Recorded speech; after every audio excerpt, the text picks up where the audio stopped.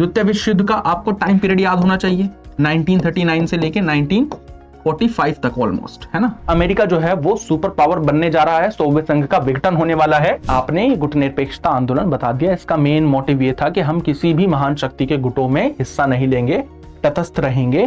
तो कहीं ना कहीं हम टिकाऊ विकास, सतत विकास, धारणीय विकास, उससे बहुत दूर जाते जा रहे हैं। हेलो एवरीवन, कैसे आप सभी।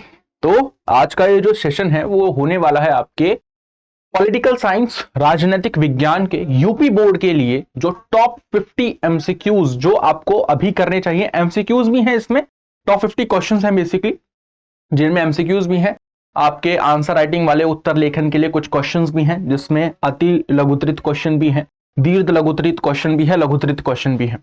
तो आपको एक बहुत ही ज्यादा थॉरो अंडरस्टैंडिंग होने वाली है कि आपका जो पेपर है, जो एग्जाम है, उसमें किस प्रकार के क्वेश्चंस पूछे जाते हैं। तो वो जो है वो हम यहां पर देखने वाले हैं, क्योंकि बहुत ही ज्यादा एक इंपॉर्टेंट आप अगर कहेंगे एक एस्पेक्ट होने वाला है आपके बोर्ड एग्जाम्स को एक ऐसे नजरिए से देखने का, जिससे आप वहां पर एक एज अ स्टूडेंट मोड अपना ओन करके जाएं, जिसमें आप जो क्वेश्चंस हैं जो पूछे जाते हैं बोर्ड एग्जाम्स में, उनका आप बेहतर तरीके से आंसर कर सके, बेहतर आंसर लिख सकें। क्योंकि ये पूरा का पूरा जो चीज है, पूरी की पूरी चीज आप पर डिपेंड करती है कि आप इसे किस तरीके से देखते हैं, है ना। तो उसी के बारे में हम इस पर्टिकुलर सेशन में बात करने वाले हैं, है ना। इफ बढ़िया है, अगर इस सेशन पे ज्यादा बढ़िया रेस्पॉन्स आता है आपका, तो दैट मीन्स आप कहीं ना कहीं इन सेशन से सीख रहे हैं। तो मेक श्योर चैनल को सब्सक्राइब कर लेना आप, और इस पर्टिकुलर सेशन को लाइक भी कर देना, एंड शेयर तो मस्ट है, ठीक है। तो बिना ना देरी करते हुए हम थोड़ा सा आगे बढ़ते हैं अपने क्वेश्चंस के साथ। देखो, मैंने इन पूरे के पूरी ये जो पूरा का पूरा सेशन है, इसमें हम कैसे चलेंगे वो मैं आपको थोड़ा सा बता देता हूं। आप इसमें चलने वाले हो बहुत इजी वे में। पहला हम कुछ एमसीक्यू करेंगे, उसके आधार पर भी हम आगे थोड़े से फिर कुछ क्वेश्चंस आंसर्स देखेंगे जो कि आपके एग्जाम में पूछे जाते हैं। अति लघुत्तरित क्वेश्चन, उसके पॉइंट्स मैं बताऊंगा। यहां पर मैं आपको पूरा का पूरा कुछ क्वेश्चंस के आंसर लिखवाऊंगा, एंड देन बाकी का जो क्वेश्चंस होंगे, बाकी के जो आंसर्स होंगे, नाउ देन ये आपकी ड्यूटी रहेगी कि आप उन क्वेश्चंस को लिखो। उसके लिए मैं आपको एक मतलब सब पॉइंट्स में या पॉइंट्स में आपको आंसर्स प्रोवाइड कर दूंगा, ठीक है। चले आगे बिना देरी करते हुए। तो यहां पर आप देख सकते हो पहला क्वेश्चन आ गया है। क्वेश्चन क्या है, कौन सा देश धुरी राष्ट्रों का सदस्य नहीं था, है ना। कौन सा देश धुरी राष्ट्रों का सदस्य नहीं था। तो जब ऐसा क्वेश्चन आता है तो हम यहां पर थोड़ा सा अपना कॉन्सेप्ट भी रिवाइज करेंगे। जब धुरी राष्ट्रों की बात आ रही है तो इनके अगेंस्ट में भी पावर्स खड़ी हुई थी, है ना। तो यहां पर आप अगर देखेंगे, ये बात हो रही है द्वितीय विश्व युद्ध की। द्वितीय विश्व युद्ध में ये चीजें चल रही थी, सभी को पता है ना। द्वितीय विश्व युद्ध का आपको टाइम पीरियड याद होना चाहिए, 1939 से लेके 1945 तक ऑलमोस्ट, है ना। मतलब 44 तक कह सकते हो, 45 तक हो गया था, है ना। अब जो पूरा का पूरा विश्व है वो दो भागों में बटा हुआ था, है ना, ठीक है ना।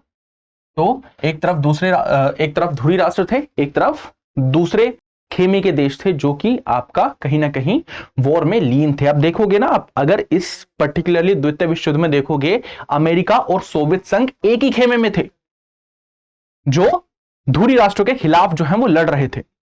अब यहां पर जो कंट्री है धुरी राष्ट्रों में, तो वो कौन सी थी, मतलब अगर आप देखेंगे, जर्मनी ये थी, जापान थी, ठीक है, और इटली थी। तो जर्मनी, जापान, इटली जो है वो आपका कहां, आपके उस खेमे में थे जो कि धुरी राष्ट्र के नाम से जाना जाता था। और यहां पर बचता है सिर्फ और सिर्फ ब्रिटेन। अब ये जो आप ब्रिटेन बचा हुआ देख रहे हो, ये वाला पार्ट, तो ये धुरी राष्ट्र में नहीं था, ये दूसरे खेमे में था। और आपको अगर ये याद नहीं होता है कि कौन सी कंट्रीज दूसरे खेमे में थी धुरी राष्ट्र के अलावा, है ना, तो आप कैसे याद रखोगे। अगर आप देखोगे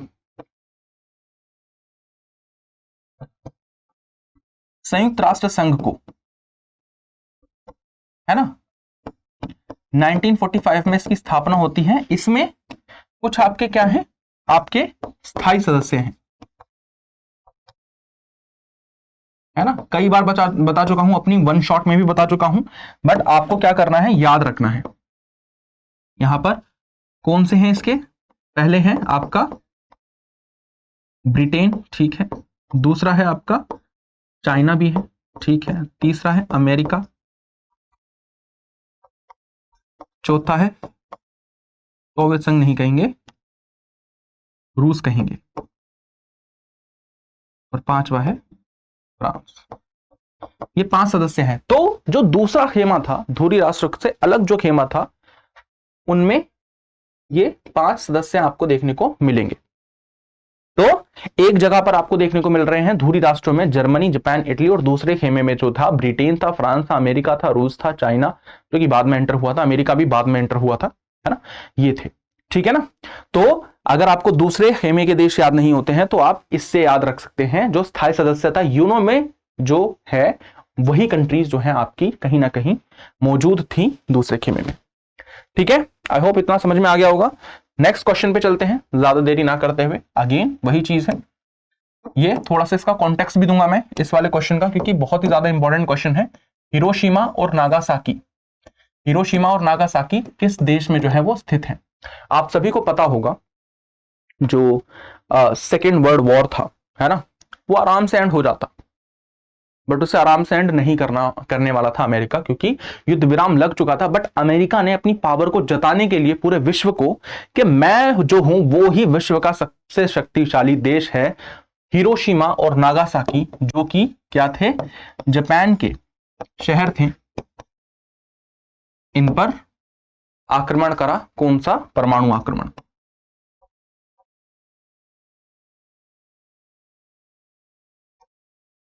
अब ये जो परमाणु आक्रमण था ये 2 चीजों को लेकर था।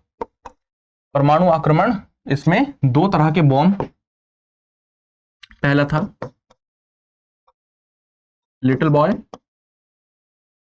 और दूसरा था फैट मैन,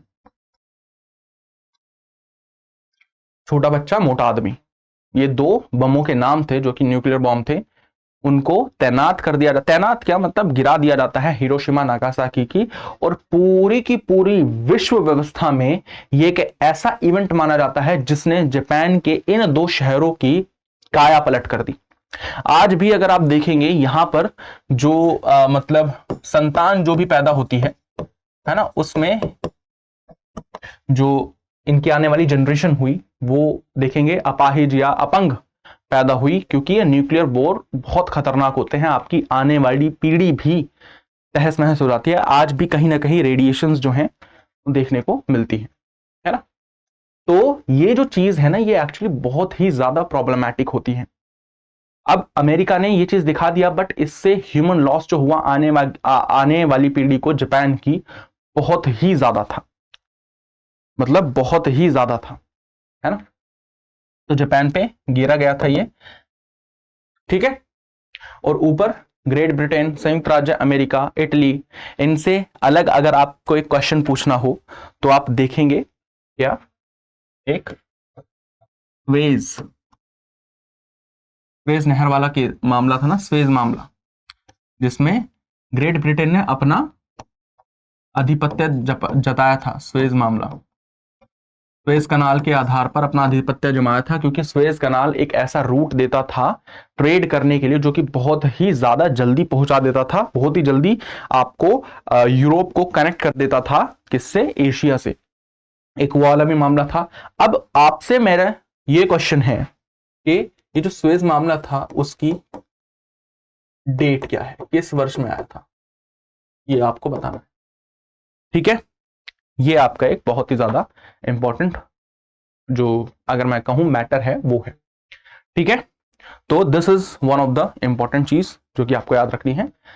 हिरोशिमा नागासाकी वाला कॉन्सेप्ट भी आपका क्लियर। नेक्स्ट क्वेश्चन है आपका क्या, बर्लिन की दीवार कब खड़ी करी गई थी? तो देखो ये आपका क्या है ना, इसने अगर आप देखेंगे तो थोड़ा ये आ जाते हैं, अगर इन्हें कैटेगरी में देखूं तो इन्हें कहा जाता है शीत युद्ध के दायरे।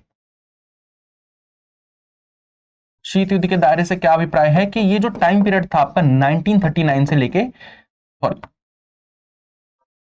1945 से लेके 1991, जब तक सोवियत संघ का विघटन नहीं होता है, तो इस टाइम पीरियड के बीच में ऐसे कुछ मामले सामने आए जिनके अंतर्गत क्या हुआ था, जिनके अंतर्गत यह चीज देखी गई कि किस प्रकार से ऐसी सिचुएशंस बन गई थी कि आपका वॉर जो है दो कंट्रीज के बीच हो नहीं वाला था, और चाहे वो एक सहायक देश हो इन दोनों महत्वपूर्ण खेमों के, अमेरिका और सोवियत संघ के, उनके बीच हो, या किसी और देश के बीच में हो, जो कि इन पूरी की पूरी दोनों महाशक्तियों को लीन कर सकता था वॉर में, बट ऐसा हुआ नहीं। उन्हें शीत युद्ध के दायरे कहा जाता है ना। आपने एक कोरिया संकट 1950 में कोरिया संकट आया था एक, है ना, एक ये पॉइंट था। फिर 1962 का क्यूबा मिसाइल संकट ये था। फिर अगर आप शीत युद्ध के दायरों की और बात करेंगे तो आपको 1975 का अफगानिस्तान में सोवियत हस्तक्षेप ये भी देखने को मिलेगा, है ना। तो ये चीजें थी कहीं ना कहीं, ये शीत युद्ध के दायरे में आती हैं। तो बर्लिन की दीवार कब खड़ी की गई थी, तो उसका आपको पता होना चाहिए। B is the right option. 1961 में खड़ी की गई थी, जिसमें क्या होता है, एक पूरा का पूरा जो ये बर्लिन की दीवार है इससे विभाजन हो जाता है।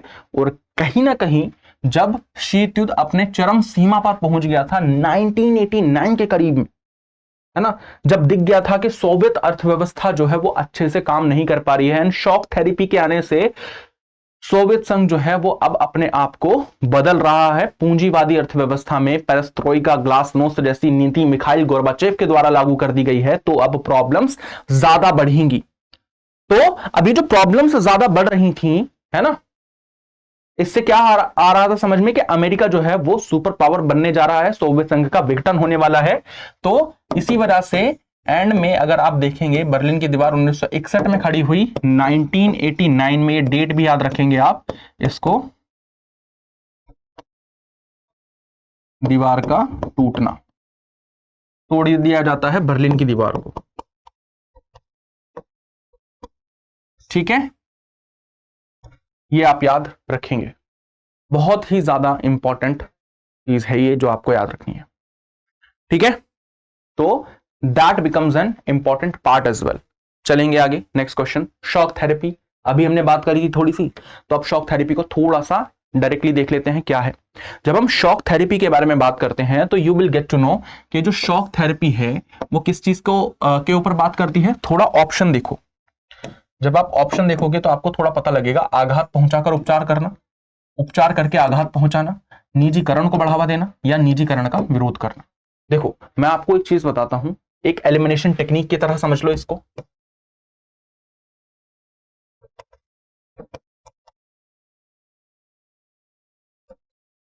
ठीक है ना, एलिमिनेशन टेक्निक क्या है ये। देखो यहां पर एग्जामिनर, आप ऐसा मत समझो एग्जामिनर आपको चाहता है कि आप क्वेश्चन गलत करो, वो डेफिनेटली चाहता है ये चीज, बट एग्जामिनर कहीं ना कहीं आपको हिंट भी देता है कि अगर आप मेरा ये हिंट समझ लोगे तो आप आसानी से आंसर पर पहुंच जाओगे, है ना। वो हिंट क्या है, अगर आप एक चीज देखोगे, जब भी आपके पास 4 ऑप्शंस हैं और दो ऑप्शंस अगर उसमें क्या है, सिमिलर है, ये थोड़ा सा एलिमिनेशन टेक्निक बता रहा हूं आपको, है ना, ये दो ऑप्शंस जो हैं वो सिमिलर हैं, तो आप क्या करेंगे, आपको कुछ नहीं करना है, आपको बस एक चीज पर फोकस रखना है कि जो दो सेम सिमिलर ऑप्शंस दिख रहे हैं ना, उनमें से एक आंसर होगा, या दोनों अपोजिट ऑप्शन है उनमें से एक आंसर होगा। देखते हैं जरा, आघात पहुंचाकर उपचार करना, उपचार करके आघात पहुंचाना, ये दोनों सिमिलर से दिख रहे हैं ना, या अपोजिट दिख रहे हैं, अपोजिट है वैसे तो, दोनों एक दूसरे का अपोजिट है, तो इन दोनों में से आंसर हो सकता है। निजीकरण को बढ़ावा देना, निजीकरण को बढ़ावा देना, इन दोनों में से एक आंसर हो सकता है। मान लो आपको शॉक थेरेपी नहीं पता है, तो या तो आपका इन दोनों में से कोई एक आंसर होगा, या तो इन दोनों में से कोई एक आंसर होगा, है ना, क्योंकि दो टॉपिक दे दिए। अब अगर आप थोड़ा सा जोर डालोगे अपनी नॉलेज पे, तो आपको इतना पता लग जाएगा कि आघात वगैरह कुछ पहुंचाकर शॉक थेरेपी जो है उसके बात होती होगी, क्योंकि शॉक थेरेपी में क्या होता है, जब शॉक दिया जाता है किसी व्यक्ति को, तो वो एकदम से उसको थोड़ी सी प्रॉब्लम तो होती है बॉडी में, शॉक लगता है एकदम से, तो वो आघात हो गया, बट उसका उपचार भी हो जाता है, उसकी सांसें वापस आ जाती हैं। तो आपने अगर इतना डिड्यूस कर लिया इसको, तो ये दोनों पे आप आ जाएंगे। अब इन दोनों में से कोई एक आंसर निकालना है आपको। तो उपचार पहुंचाकर आघात पहुंचाना होगा या आघात पहुंचाकर उपचार कराना होगा? एक ही होगा। ए इज द राइट आंसर। ऐसे आंसर आपके निकल जाते हैं। यहां पर आपको डिड्यूस करना है कि किस प्रकार से आप बेहतर ऑप्शन पर पहुंच सकते हो, बाकी ऑप्शंस को एलिमिनेट कर कर, है ना। आप एलिमिनेट नहीं करते हो, आप स्टार्टिंग से ही ये सोचते हो कि कैसे मैं एक बेहतर आंसर पे पहुंचूं। वो प्रॉब्लम क्रिएट करता है फिर, है ना। तो मेन चीज वो है ना। तो ए इज द राइट आंसर। ऐसे आप आसानी से इस क्वेश्चन पे पहुंच सकते थे। आगे आप चलेंगे। अब आ गया है आपका अति लघु अति लघुत्तरित क्वेश्चन, अति लघुत्तरित क्वेश्चन, जो कि आपका यूपी बोर्ड में कितने मार्क्स का आता है? 2 मार्क्स का आता है। ठीक है, जो कि आपका 2 मार्क्स का आता है, वो आ चुका है। अब यहां पर क्या है? यहां पर अगर आप देखेंगे क्या क्वेश्चन पूछा गया है आपसे। आपसे क्वेश्चन पूछा गया है, जून 1992 में रियो डी जनेरियो में आयोजित अर्थ समिट, है ना।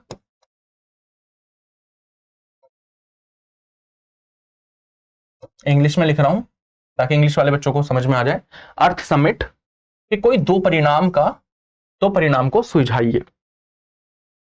देखो, जब हम अर्थ समिट के बात कर रहे हैं, आपको बहुत सारी चीजें याद होंगी। मैंने आपको कई सारी चीजें बताई हुई हैं। जैसे अगर आपको सबसे पहले अर्थ समिट सुन के ही UNFCCC याद आ जाता है, United nation framework convention on climate change. Full form लिख लेना इसकी, मैं ही लिख देता हूं ताकि आपको याद रहे। इंपॉर्टेंट फुल फॉर्म है इसकी,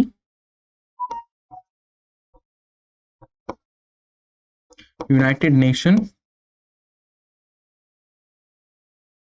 framework convention on climate change. ठीक है, तो ये फुल फॉर्म तो आपको याद रखनी ही रखनी है ना। क्यों याद रखनी है? क्योंकि ये इंपॉर्टेंट फुल फॉर्म है, पहली बात तो। और इंपॉर्टेंट होने के साथ साथ बहुत सारी चीजें जो हैं वो भी आपकी प्रोमिनेंट रोल प्ले करती हैं। यूनाइटेड नेशन फ्रेमवर्क आ जाएगा आपको सामने। अर्थ समिट की जब हम बात करते हैं तो क्योंकि ये लाया क्यों गया था, आप अगर एक चीज पर फोकस करेंगे, जलवायु परिवर्तन, जलवायु परिवर्तन ने बहुत ज्यादा प्रॉब्लम्स जो हैं वो फैला रखी थी समाज में। तो उसको सॉल्व करने के लिए जो है वो ये परिवर्तन लाया गया था आपका। तो अब इसके क्या पूछे गए हैं? कोई दो परिणाम पूछे गए हैं। अब आप कोई भी परिणाम लिख दो ना।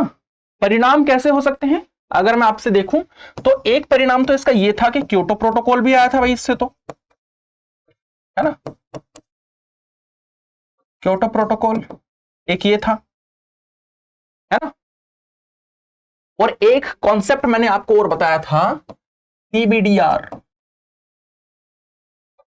सीबीडीआर का क्या कॉन्सेप्ट है? Common but different responsibilities. याद रखिएगा ये चीज। सीबीडीआर का मतलब है सामान्य परंतु विभिन्न जरूरतें, या मैं जरूरतें नहीं कहेंगे, रेस्पॉन्सिबिलिटी कहेंगे, है ना। तो वो ये दो चीजें लिख सकते हैं। एजेंडा 21 डाल सकते हो आप, है ना। परिणाम क्या है? आपकी बैठकें होने लगी थी टाइम टू टाइम, अलग अलग आधार पर। भारत इसका सदस्य 2002 में जाके बना था, है ना। पूरा विश्व जो है विकसित और विकासशील देशों में बट गया था।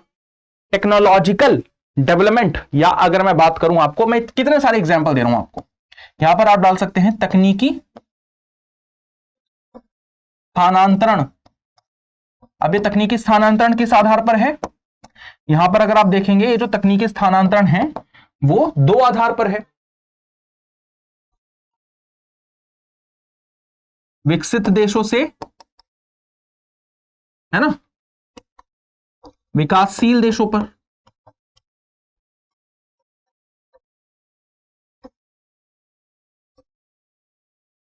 ठीक है ना, ये पॉइंट्स। अब जैसे जैसे आपको जो टॉपिक है वो जितना पता होगा, उस आधार पर आप चीजें लिख सकते हैं। बहरहाल आगे देखते हैं, आगे क्या पॉइंट्स लिखे हैं इसके आगे भाई, है ना। जून 1992 में रियो डी जेनेरियो में आयोजित अर्थ समिट, है ना, अर्थ समिट पूछा गया है, उसके कोई दो परिणाम बताए गए हैं आपको। और यहां पर अगर आप देखेंगे तो पहला ही परिणाम आपका क्या दे दिया इसने, एजेंडा 21, जो कि हमने यहां पर देख लिया है ना। एजेंडा 21 कहां गया, मैंने डाला तो था यार, चलो यहां पे लिखा नहीं होगा शायद मैंने। एजेंडा 21 हो गया एक, है ना। और दूसरा अगर आप पहले देखेंगे, एजेंडा 21 अपनाया गया, सतत विकास सस्टेनेबल डेवलपमेंट पर जोर दिया गया, पहला पॉइंट। और दूसरा पर्यावरण संरक्षण और विकास के बीच संतुलन वैश्विक सहमति बनी, कॉमन बट डिफरेंशिएटेड रिस्पॉन्सिबिलिटीज वाला पॉइंट सेकंड वाला आ गया। तो हम ऐसा कुछ अलग नहीं कर रहे हैं जो आपको सिर्फ मैं अपने आंसर्स में बता रहा हूं, वो आपको यहां पर पॉइंट्स में भी देखने को मिलेगा। तो इसीलिए मैं कहता हूं जब आप सेशन देखें तो थोड़ा सा जागरूक होकर सेशन देखें, क्योंकि यहां पर बहुत इंपॉर्टेंटली हम हर एक चीज डेवलपमेंट के थ्रू कर रहे हैं। आपका मानसिक विकास जो है, इमोशनल डेवलपमेंट जो है, वो भी हो रहा है इन सेशंस के थ्रू, तो उस पर भी फोकस रखना है आप सभी ने, ठीक है। Done everybody. तो ये एक बहुत ही महत्वपूर्ण चीज थी। ओके, तो पहला ये वाला क्वेश्चन हमारा हो गया। नेक्स्ट क्वेश्चन पे अब चलते हैं दोबारा, अगेन एमसीक्यू है। बैंकॉक घोषणा पत्र द्वारा किस संस्था का जो है वो गठन किया गया था, है ना। बैंकॉक घोषणा पत्र के द्वारा किस संस्था का गठन किया गया था, अगेन इंपॉर्टेंट है। क्या वो यूरोपीय आर्थिक समुदाय था, क्या वो संयुक्त राष्ट्रीय संघ था, क्या वो राष्ट्रीय संघ था, क्या वो आसियान था, है ना। तो सभी को बताया है, वन शॉट में कवर करवाया था। और ये वो क्वेश्चंस हैं जो कि बहुत ज्यादा इंपॉर्टेंट रोल प्ले करते हैं आपका। तो अगेन सभी के सामने आंसर प्रस्तुत हो चुका है। 1967 बैंकॉक घोषणा पत्र, आसियान, है ना। शुरुआती देश की अगर मैं बात करूं, पूछा जा सकता है शुरुआत में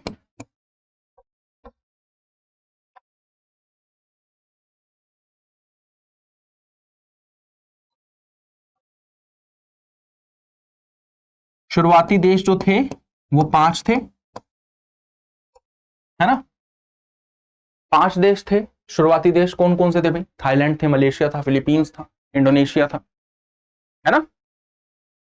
ये आगे चलकर आप देखेंगे और भी कंट्रीज ऐड हो जाएंगी इसमें आगे जाकर। शुरुआती देश 5 थे एंड बाद में कुल 10 देश हो गए इसमें। कंबोडिया, वियतनाम, लाओस, ये भी आपके जुड़ जाते हैं। तो this was very very important aspect of ASEAN. और फिर आसियान विजन, आसियान अपने आगे चीजों को बढ़ाने के लिए क्या लाता है, आसियान विजन 2020 जो है वो भी लाता है, जिसका मेन मोटिव क्या था। आसियान विजन 2020 का मेन मोटिव ये था कि हम 2020 तक इतना डेवलप कर लेंगे। और उसी के आधार पर अगर आप देखेंगे, आसियान में ईईसी भी होता है ना, ईएसी क्या फुल फॉर्म है इसकी, ईस्ट एशियन समिट कह सकते हैं आप, ईएएस होता है, ईएएस, है ना, जिसमें भारत की भूमिका अहम है। अब आपसे अगर यही क्वेश्चन किस बेसिस पर पूछा जाए, अगर आपसे पूछा जाए क्वेश्चन किस आधार पर कि आसियान के उद्देश्य क्या है, आसियान के उद्देश्य में पहला उद्देश्य क्या आएगा आपका, सबसे पहले आ जाएगा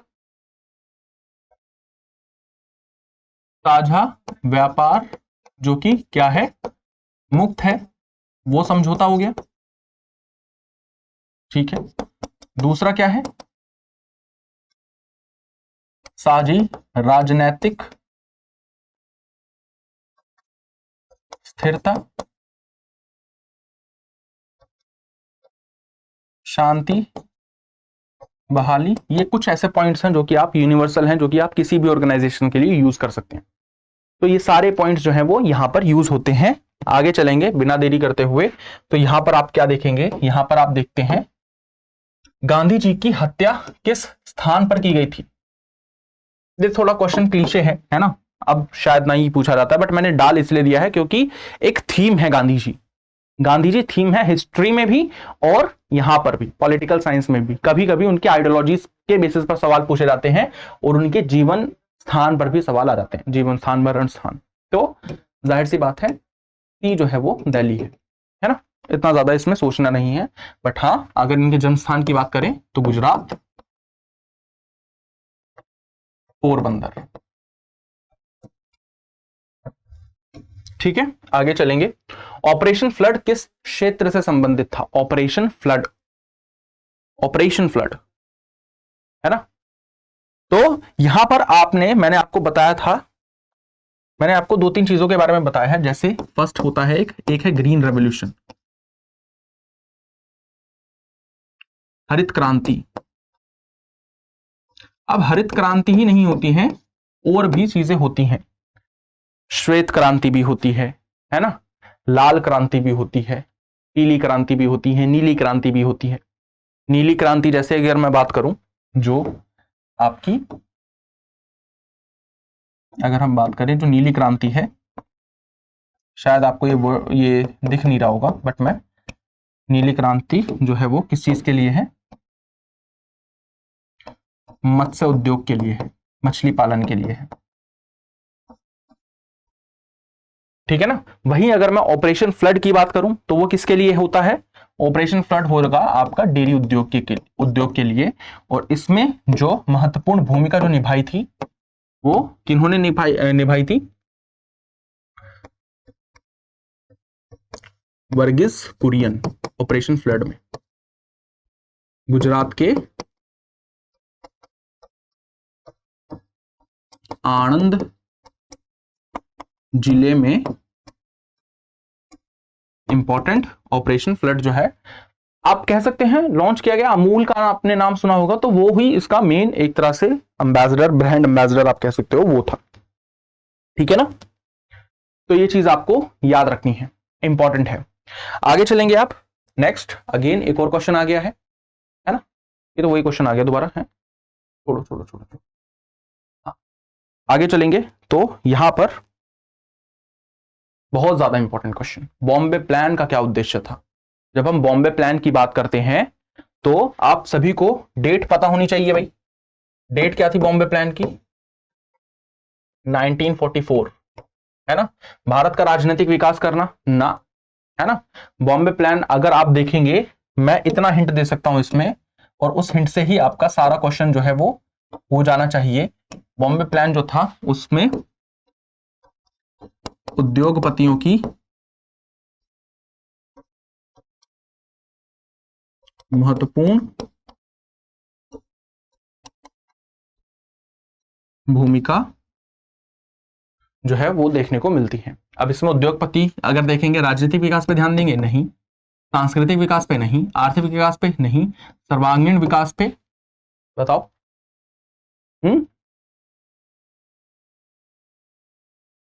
बिल्कुल, सर्वांगीण विकास जो होगा, D is the right option. और कब आया था ये? 1944 में आया था, जिसमें विभिन्न बहुत, जैसे जेआरडी टाटा हो गए, है ना, और भी बहुत महत्वपूर्ण उद्योगपति थे जो कि ये चाहते थे कि भारत का जो है सर्वांगीण विकास जो है वो बहुत बड़े आधार पर हो।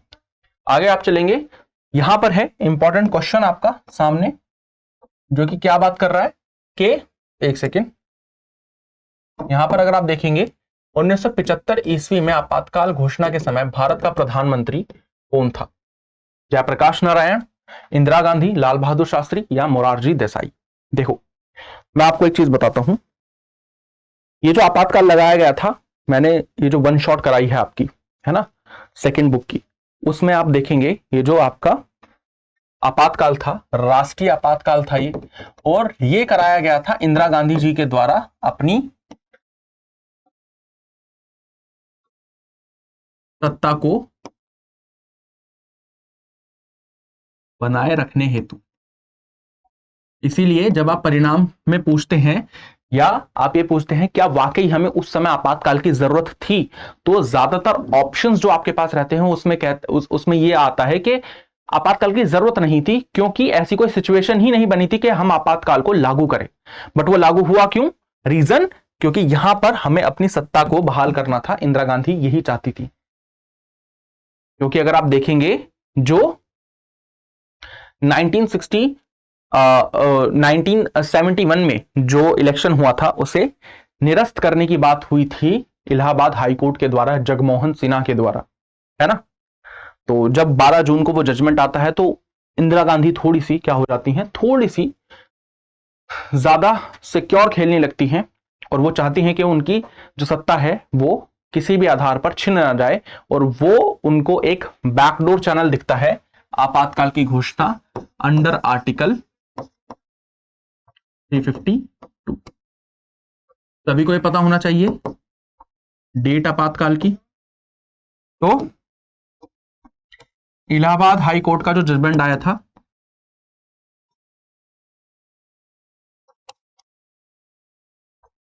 इलाहाबाद हाई कोर्ट का जो निर्णय आया था वो आया था 12 जून 1975 को, और आपातकाल की जो घोषणा होती है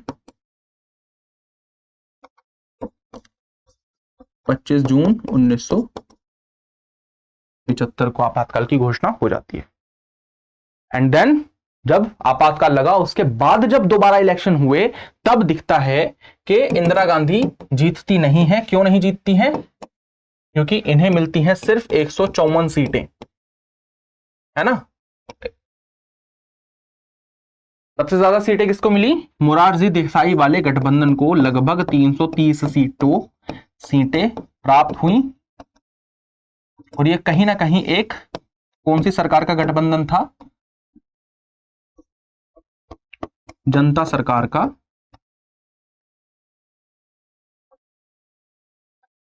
गठबंधन था। ठीक है, आगे आप चलेंगे। चिपको आंदोलन का संबंध किस राज्य से था? तो ये कहीं ना कहीं वो राज्य हैं जो जनरली किस चीज से रिलेट करते हैं, ये रिलेट करते हैं आपके आंदोलन वाले सेक्शन से, जो कि एक्चुअली अभी चैप्टर है नहीं आपका, बट मैंने पूछा इसलिए है क्योंकि ये एक थीम है ना। कभी कभी आउट ऑफ सिलेबस भी क्वेश्चंस पूछे जाते हैं, चाहे वो क्वेश्चंस ना हो, और आप उस समय किसी और चीज को, किसी और व्यक्ति को देख के मुंह ना ताक रहे हो, तो वही चीज होती है। चिपको आंदोलन जो था वो हिमाचल प्रदेश में हुआ था, है ना। इसका संबंध क्या था कि महिलाएं जो हैं पर्यावरण संरक्षण हेतु, पर्यावरण संरक्षण के लिए था पहली बात तो, है ना। महिलाएं जो है पेड़ों से जाकर चिपक जाती थी, क्योंकि जो एक मतलब लकड़ी का सामान बनाने के लिए एक कॉन्ट्रैक्ट जो है वो एक कंपनी को दिया गया था, और वो लकड़ी प्राप्त करती थी इन जंगलों से, इन पेड़ों से। तो महिलाएं इन पेड़ों को किसी भी प्रकार से कटने नहीं देना चाहती थी। तो इस वजह से महिलाएं जो है वो पेड़ों से जाके पेड़ों को हक कर लेती थी एक तरह से, ताकि इन पर क्या हो, किसी भी प्रकार से ये पेड़ काटे ना जा सके। ठीक है, तो एक ये था चिपको आंदोलन। चले आगे। आगे आप चलेंगे तो एक और क्वेश्चन आ गया है आपका, अतुलघुत्रित क्वेश्चन ही कहेंगे आप इसे भी, है ना। और अगर आप देखेंगे तो इसमें क्या क्वेश्चन पूछा गया है, विश्व राजनीति का हिस्सा बनने के 2 कारण बताइए। कि पर्यावरण विश्व राजनीति का हिस्सा बनने के 2 कारण बताइए कि पर्यावरण और प्राकृतिक संसाधनों के मुद्दे को क्यों महत्वपूर्ण हो गए हैं। क्यों हो गए हैं? पर्यावरण और प्राकृतिक संसाधनों के मुद्दे क्यों महत्वपूर्ण हो गए हैं? क्यों हो गए हैं भाई? अगर आप खुद देखोगे तो वही जो अभी मैंने आपको थोड़ी देर पहले बताया था, संसाधनों का अत्यधिक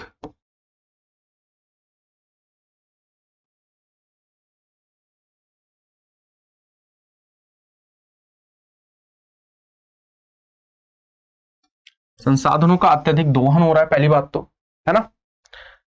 तो इसी वजह से महत्वपूर्ण के पर्यावरण और प्राकृतिक संसाधन जो है उनके मुद्दे महत्वपूर्ण हो गए हैं। दूसरा,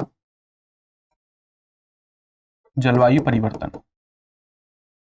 हालांकि देखो ये जो क्वेश्चन मैंने लिए है ना, बहुत ही ज्यादा इंपॉर्टेंट क्वेश्चन है पहली बात तो। अब इसमें ना आपको जैसे ये वाला एक बार पहले क्वेश्चन पूछ लिया आपसे कि 1992 में अर्थ समिट हुआ था, उसके कोई 2 परिणाम बताइए, और ये वाला क्वेश्चन अगर आप देखेंगे तो दोनों कहीं ना कहीं सिमिलर आधार पर हैं। तो एग्जाम में आपके कभी भी सिमिलर आधार नहीं पूछा जाएगा। ये जो है आपके मैं इंपॉर्टेंट क्वेश्चन इसलिए लाया हूं ताकि मेरे को ये क्वेश्चन मैं बता सकूं कि ये क्वेश्चन से बार बार थीम आ रही है।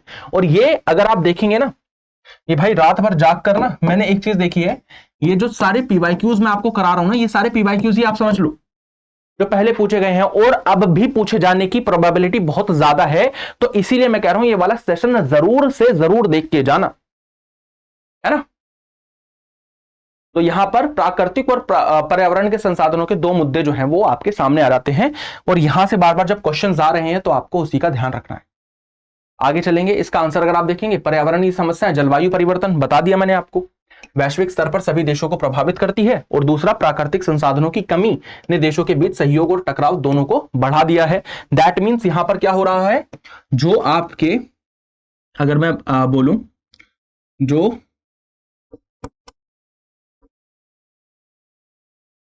गैर नवीकरणीय संसाधन है,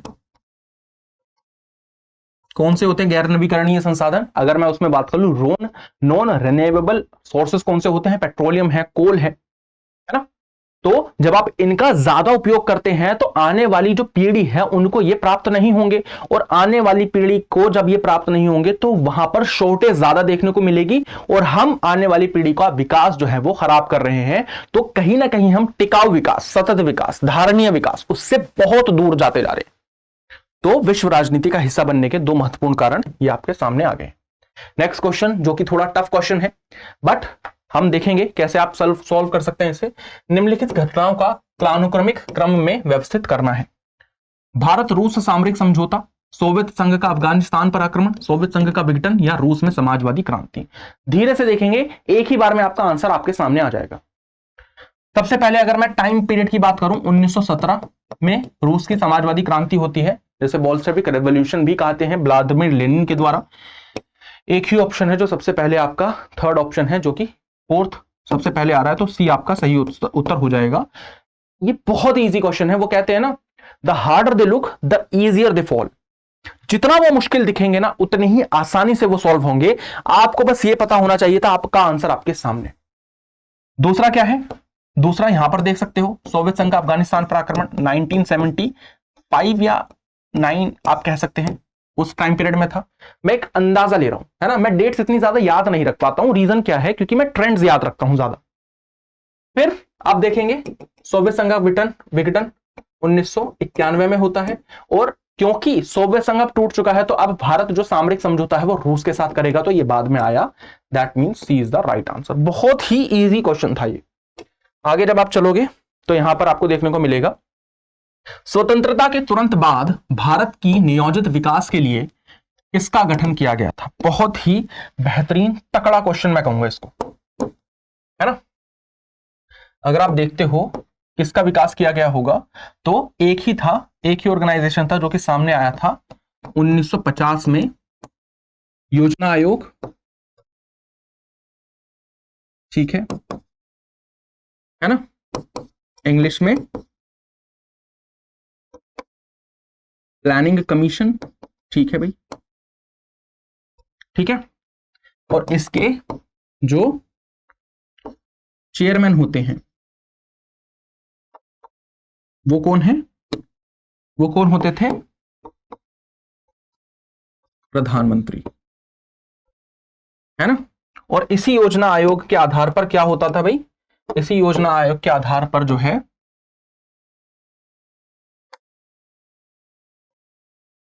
पंचवर्षीय योजना जो है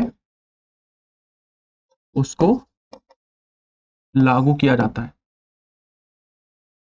इसी आधार पर पंचवर्षीय योजनाएं जो हैं वो लागू होती हैं, और जब पंचवर्षीय योजनाएं लागू होती हैं तो आप देखेंगे कि किस प्रकार की चीजें आपके सामने घटित हुई। Done everybody, okay. ये चीज ध्यान रखनी है भाई सभी को, ठीक है। It is very very important.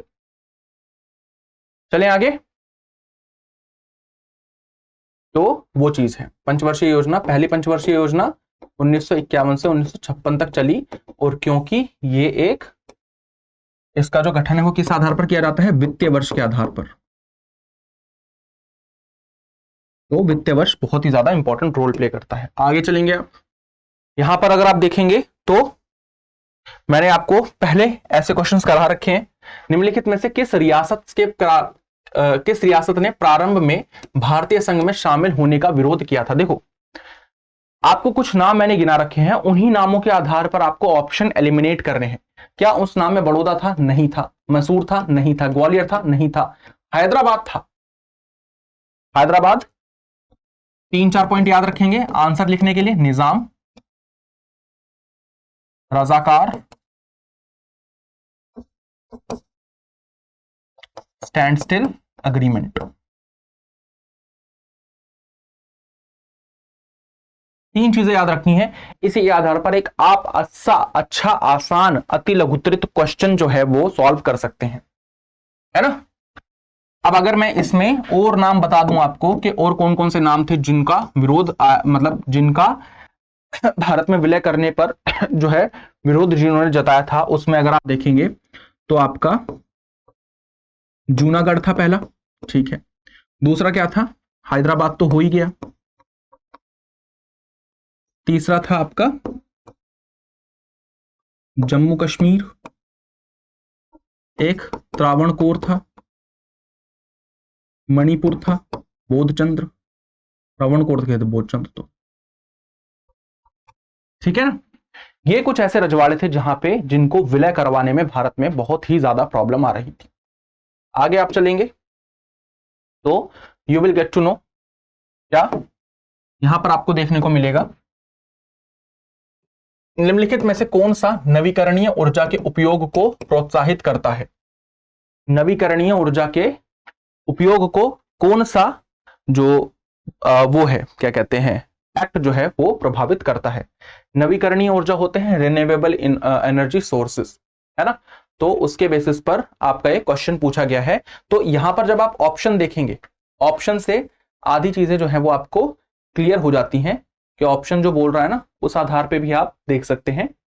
अभी जो ऑप्शन है अगर आप देखेंगे तो सबसे पहला है ऊर्जा संरक्षण नियम, फिर है पर्यावरण संरक्षण अधिनियम, फिर होता है आपका विद्युत अधिनियम, है ना, एंड लास्ट है राष्ट्रीय ऑटो ईंधन पॉलिसी, है ना। तो ये जो है यहां पर आपको देखना है नवीकरणीय ऊर्जा आधार पर। देखो, पर्यावरण संरक्षण अधिनियम जो है वो नहीं होगा, है ना, वो तो नहीं होगा। क्यों नहीं होगा? क्योंकि वो पर्यावरण से रिलेटेड है।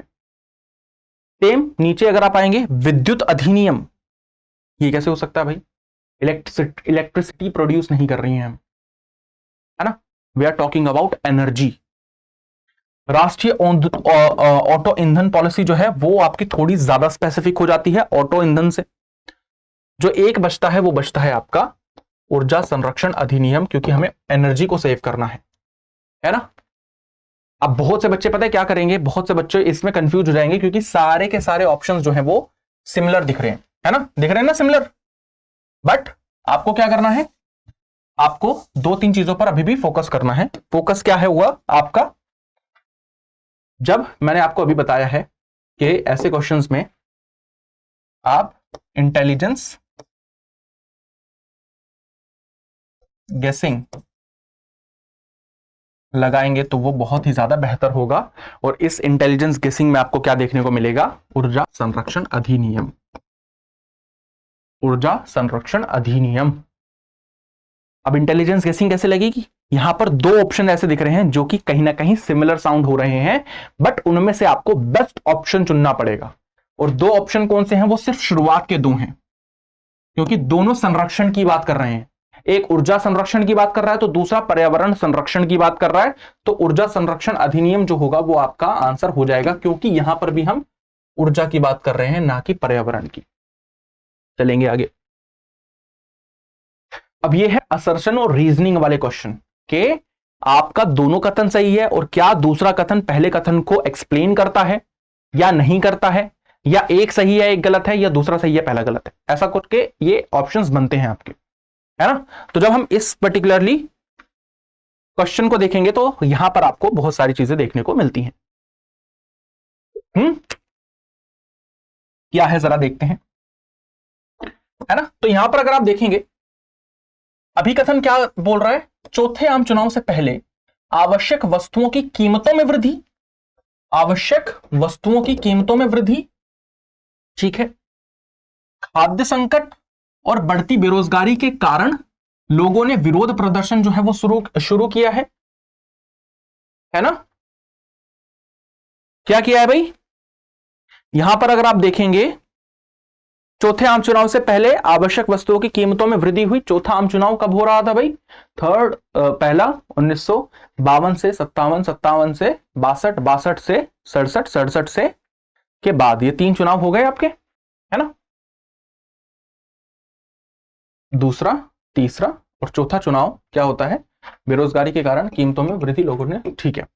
मॉनसून की विफलता थी, व्यापक सूखा था, कृषि उत्पादन में गिरावट थी और गंभीर खाद्य संकट इसके कारण थे। ये कौन सा टाइम पीरियड है? ये है 1960 का दशक। चौथा आम चुनाव जो है वो 1960 का दशक है। तो यहां पर अगर आप देखेंगे तो यहां पर ये वाले जो आपके कथन दे रखे हैं ना, ये इसके क्या कारण है? ये जो नीचे दिए गए हैं।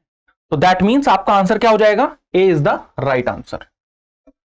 तो यहां पर बेरोजगारी के कारण लोगों ने विरोध प्रदर्शन शुरू कर रहे थे क्योंकि यहां पर मानसून की विफलता थी, व्यापक सूखा पड़ा था, कृषि उत्पादन थी और इसी से निपटाने के लिए हमने हरित क्रांति वगैरह ये सब भी लाए थे, जिसके कुछ सीमित जो है वो सकारात्मक प्रभाव देखने को मिले। ए इज द राइट आंसर, ठीक है। निम्नलिखित में से कौन सा विकासशील देश जनसंख्या वृद्धि दर को सफलतापूर्वक नियंत्रित करने वाला पहला देश बना? है ना, बताओ जरा। अब यहां पर सारे के सारे जो देश हैं वो विकासशील देश हैं और जनसंख्या वृद्धि दर को क्या है, जिस देश ने जनसंख्या वृद्धि दर को क्या किया था, सबसे पहले संभाला, उस देश का नाम आपसे पूछा है। तो now you have to tell me कौन सा देश था। अब देखो यहां पर अगर आप देखोगे वो देश जो है वो दिखने में भी छोटा है और भारत का एक, अगर मैं बात करूं, पड़ोसी देश भी है तो सारे भारत के पड़ोसी देश। भारत नहीं है पहली बात तो, भारत तो आज भी जनसंख्या की प्रॉब्लम से जूझ रहा है, ठीक है। पाकिस्तान भी नहीं है, नेपाल भी नहीं है, Sri Lanka is the right answer. अगर मैं इंडिया का एक मैप बनाता हूं,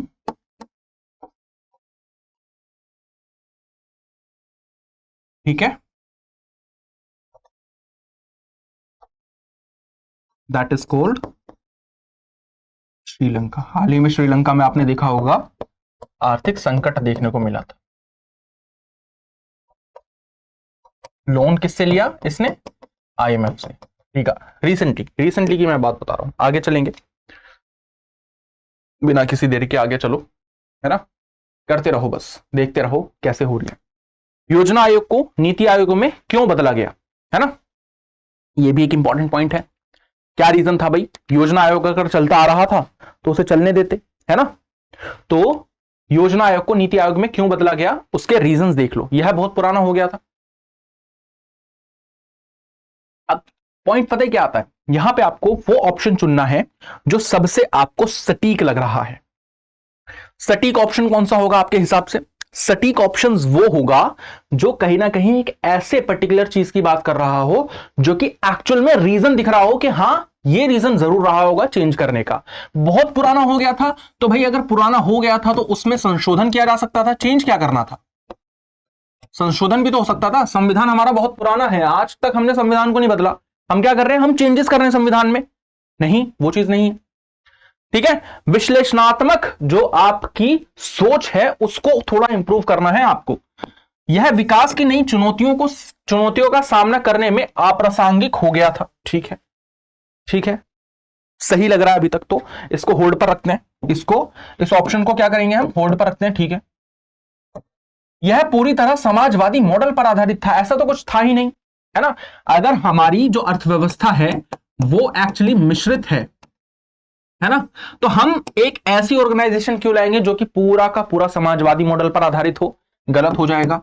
कई राज्य योजना आयोग के पक्ष में नहीं थे, गलत है, ये फालतू के ऑप्शन है, B is the right answer, क्योंकि अप्रासंगिक हो गया था। ये अप्रासंगिक जब बात आती है तो ये नॉन रेलेवेंस झलकाता है और इस नॉन रेलेवेंस को हटाने के लिए हमने क्या किया, एक नए आयोग की स्थापना करी, which was established on I think 1 जनवरी 1950। अरे भाई क्या बोल रहा हूं मैं, एक सेकेंड, 2015, है ना। और इसी के आने के बाद हमारी जो आपका 5 ईयर प्लान था वो भी समाप्त हो जाता है। ठीक है, ये भी हमारा प्लान जो है वो समाप्त हो जाता है। तो इस चीज पर आपको फोकस जरूर रखना है, बहुत ज्यादा बड़े आधार पर रखना है फोकस। ठीक है, डन एवरीबॉडी? ओके, बहुत ज्यादा इंपॉर्टेंट चीज है। आगे चलेंगे आप। आ गया आपका अति लघुत्तरित क्वेश्चन, विश्व राजनीति का हिस्सा बनने के 2 कारण बताइए। अरे यार, बार बार रिपीट कैसे हो रही है? चलो कोई नहीं, इसको हटा देते हैं, है ना, इसको हटा देते हैं। आगे मतलब आगे क्वेश्चंस आएंगे, क्योंकि मैंने शायद ना ये कॉपी कर दिए होंगे, मैंने ध्यान नहीं दिया ज्यादा, कोई दिक्कत नहीं, आगे चलेंगे। अभी यही क्वेश्चन मतलब इसके अलावा भी क्वेश्चंस आपके आने वाले हैं, तो वेट करते रहिए आप आराम से, कोई दिक्कत नहीं है। लाल बहादुर शास्त्री की मृत्यु के बाद प्रधानमंत्री पद के लिए इंदिरा गांधी का मुकाबला किस से था, है ना, किस से था? बहुत इजी क्वेश्चन है ना, इजी क्वेश्चन इसलिए है क्योंकि अभी इससे पहले जो मैंने आपको एक क्वेश्चन कराया था कि आपातकाल के बाद जो नॉन कांग्रेस गवर्नमेंट बनी थी उसके जो हेड थे, जो पीएम चुने गए थे, दैट वाज मोरारजी देसाई। और यहां पर लाल बहादुर शास्त्री की मृत्यु के बाद भी यही इनके विपक्ष में खड़े हुए थे। मैंने आपको याद होगा बताया था अपनी वन शॉट में 1969 में जो आपका राष्ट्रपति चुनाव था, है ना, राष्ट्रपति चुनाव में 2 व्यक्तित्व जो हैं वो बहुत ही ज्यादा महत्वपूर्ण थे। एक थे एन संजीव रेड्डी, दूसरे व्यक्ति का क्या नाम था? वीवी गिरी, है ना, ये दूसरे व्यक्ति थे। अब देखो ये दोनों आप देख सकते हैं, दोनों व्यक्ति आप देख सकते हैं आराम से, है ना।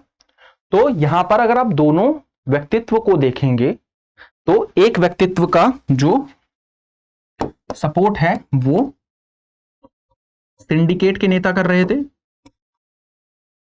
और एक सपोर्ट इंदिरा गांधी कर रही थी। ठीक है, तो this is one of the important part. चले आगे, नेक्स्ट क्वेश्चन पे अगर आप चलेंगे तो यहां पर आपको देखने को मिलेगा एक और क्वेश्चन जो कि क्या बात कर रहा है आपका, वो बात कर रहा है अभिकथन वर्तमान में वैश्विक वातावरण गर्म हो रहा है। जाहिर सी बात है, इसीलिए आपका अर्थ समिट भी आया है, जलवायु परिवर्तन हो रहा है, जाहिर सी बात है, कोई दिक्कत नहीं। कारण क्या है इसका? पृथ्वी के समताप मंडल में ओजोन परत की कुल मात्रा में लगातार कमी आ रही है। आपको एक चीज आपने पढ़ी होगी, इन हिंदी वालों ने ये चीज पढ़ी होगी जिसे कहा जाता है ओजोन छिद्र, इंग्लिश ओजोन होल, या एक और वर्ड क्या यूज किया जाता है इसके लिए, वो क्या है? एक और वर्ड जो यूज किया जा रहा है उसका नाम है ओजोन डिप्लीशन। ठीक है ना, एक वर्ड और यूज किया जाता है इसके लिए which is called as ozone depletion, जो कि क्या दिखा रहा है कि आपका जो समताप मंडल में जो स्ट्रेटोस्फेयर होती है, जिसकी जो ऊंचाई है समताप मंडल की, अगर मैं बात करूं वो लगभग 13 से 50 किलोमीटर तक की ऊंचाई होती है समताप मंडल की। वहां पर आपको ओजोन लेयर पाई जाती है, जो कि हमें जो सूर्य किरणें आती है ना, सूर्य की जो विकिरण आती हैं, सूर्य विकिरण जो आती हैं जिन्हें कहा जाता है यूवी रेज, अल्ट्रावायलेट रेज, वो अगर धरती पर पहुंच जाए तो त्वचा कैंसर जो होती है ना, त्वचा कैंसर, या मैं कहूं बात करूं स्किन कैंसर की, वो आपको हो जाएगा अगर वो पहुंच जाएंगी, तो उससे बचाव करती है हमारी ओजोन परत। बट क्योंकि ओजोन होल ज्यादा हो रहा है, अगर आप देखेंगे आर्कटिक वाला क्षेत्र जो है ना, अंटार्कटिक, सॉरी,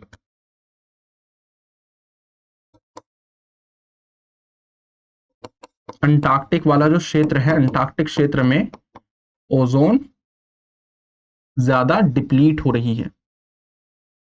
इससे क्या होगा?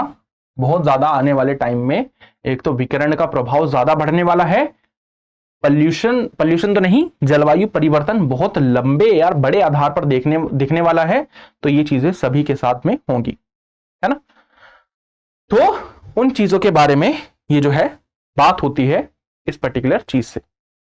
आगे चलेंगे, नेक्स्ट क्वेश्चन आपके सामने आ गया है, जो कि है सोवियत संघ में समाजवाद के अंत का संकेत देने वाली घटना कौन सी थी? कौन सी होगी? जाहिर सी बात है सोवियत संघ का विघटन, और क्या होगा? नए विश्व व्यवस्था को गलत, क्यूबा मिसाइल संकट 1962 में आया था, कैसे पता लग जाएगा भाई? उस टाइम तो नया नया शुरू ही हुआ था, अमेरिकी अर्थव्यवस्था को गलत। सोवियत संघ का विघटन was one of the reason, जो कि दिख गया था, जिससे कि हमारी जो पूरी की पूरी विश्व की व्यवस्था है वो खत्म होने वाली है। और इसी के आधार पर क्या होता है, आपका चैप्टर का नाम भी बड़ा और आपको याद भी रखना है, दो ध्रुव्यता का अंत देखने को मिला। एक पॉइंट ये हो गया, और यहां से जब अंत हो जाता है इसका, तो आपको देखने को मिलेगा एक ध्रुवीय विश्व जो है,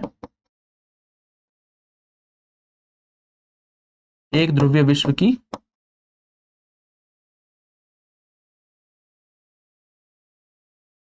उत्पत्ति। ठीक है, this was the important part. Done everybody? ठीक है, ओके, आई होप क्लियर होगा।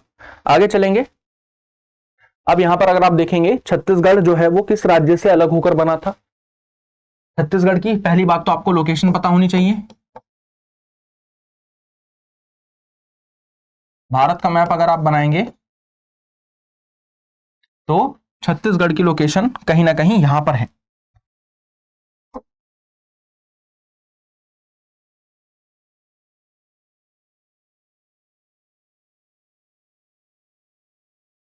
छत्तीसगढ़ की लोकेशन कहीं ना कहीं थोड़ी यहां पर देखने को मिलती है।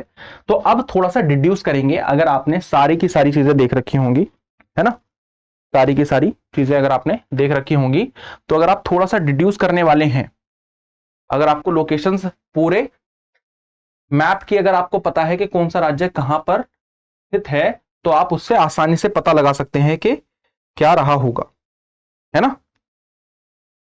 ठीक है ना, तो छत्तीसगढ़ वहां पर है, उत्तर प्रदेश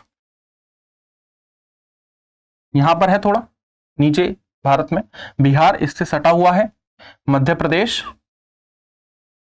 ये वाला पार्ट आप कह सकते हो, झारखंड भी जो है वो इसी से लगा हुआ है यहां पर कहीं।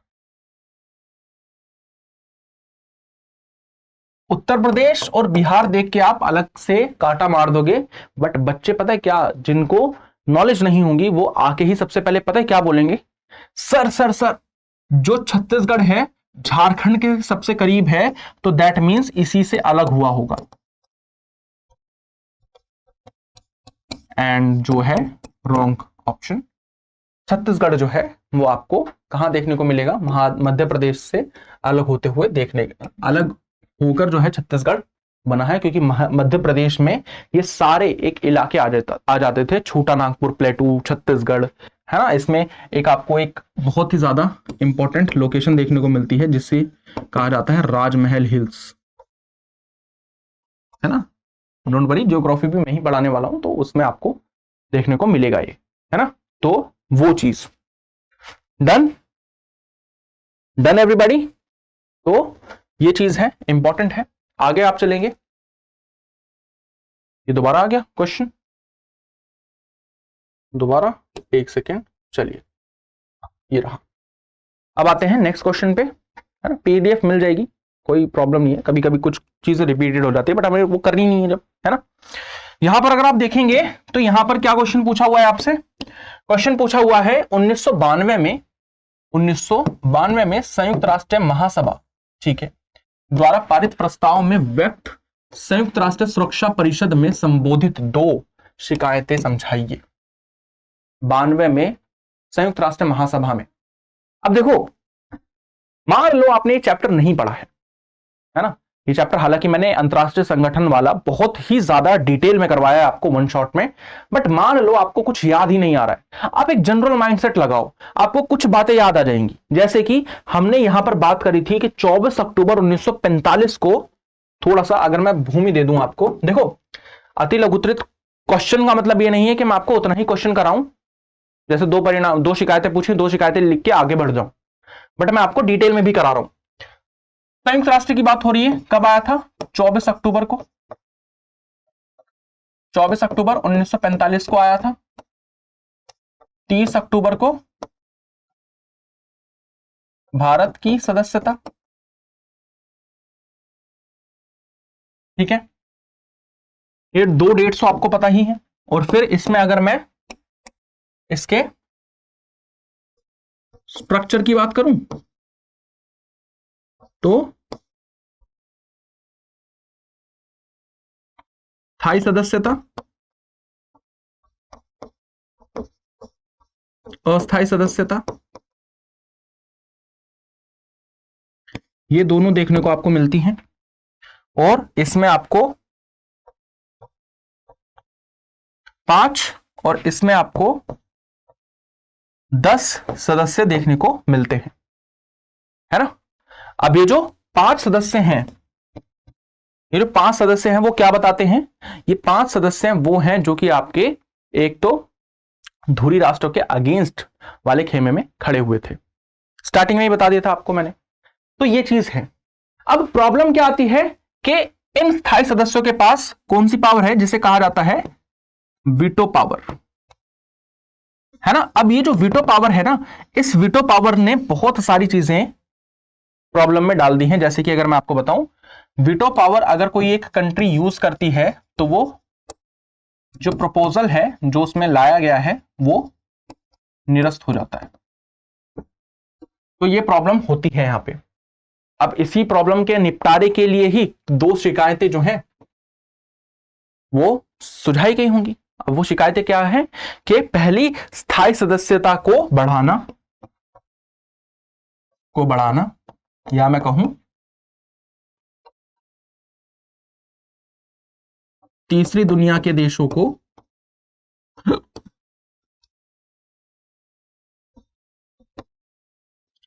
स्थायी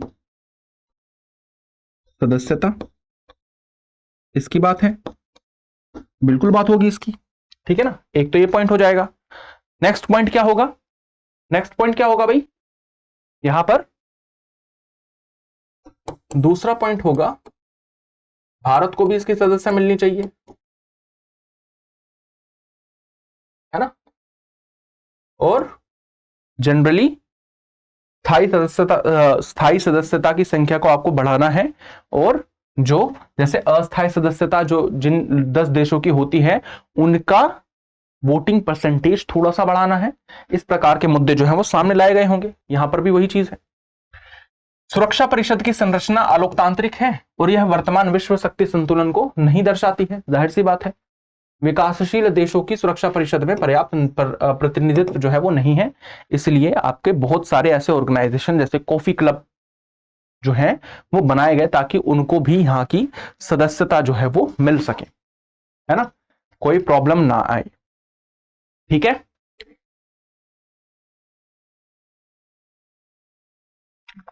तो ये भी आपका एक अति लघुत्तरित क्वेश्चन के रूप में सामने आता है।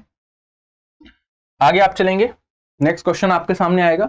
भारत की राजनीतिक और चुनाविक इतिहास में 1967 को एक महत्वपूर्ण वर्ष मनाने या मानने के 2 कारण सुझाने हैं।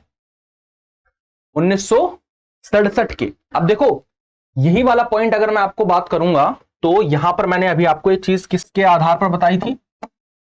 ये मैंने आपको बताया था 2 चीजों के आधार पर। 2 चीजों में सबसे पहली ये चीज आती है कि ये चौथा आम चुनाव है, जाहिर सी बात है ना। इसके लिए तो अब देखो ये वाला क्वेश्चन जो है ना, ये 2 मार्क्स में पूछा गया है, 5 मार्क्स में भी आ सकता है, 8 मार्क्स में भी आ सकता है। तो उस हिसाब से प्रिपेयर रहना है हमें इन ऐसे क्वेश्चंस के लिए। सिंपल सा लॉजिक है, सिंपल सा लॉजिक लगाते हैं। 67 को एक महत्वपूर्ण वर्ष मानने के 2 कारण बताइए। पहला,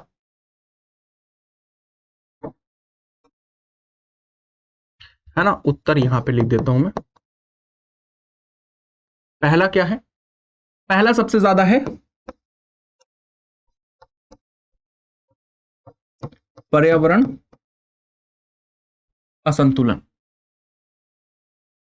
कैसे? पर्यावरण असंतुलन की बात जब आप करेंगे तो यहां पर आपका पहला पॉइंट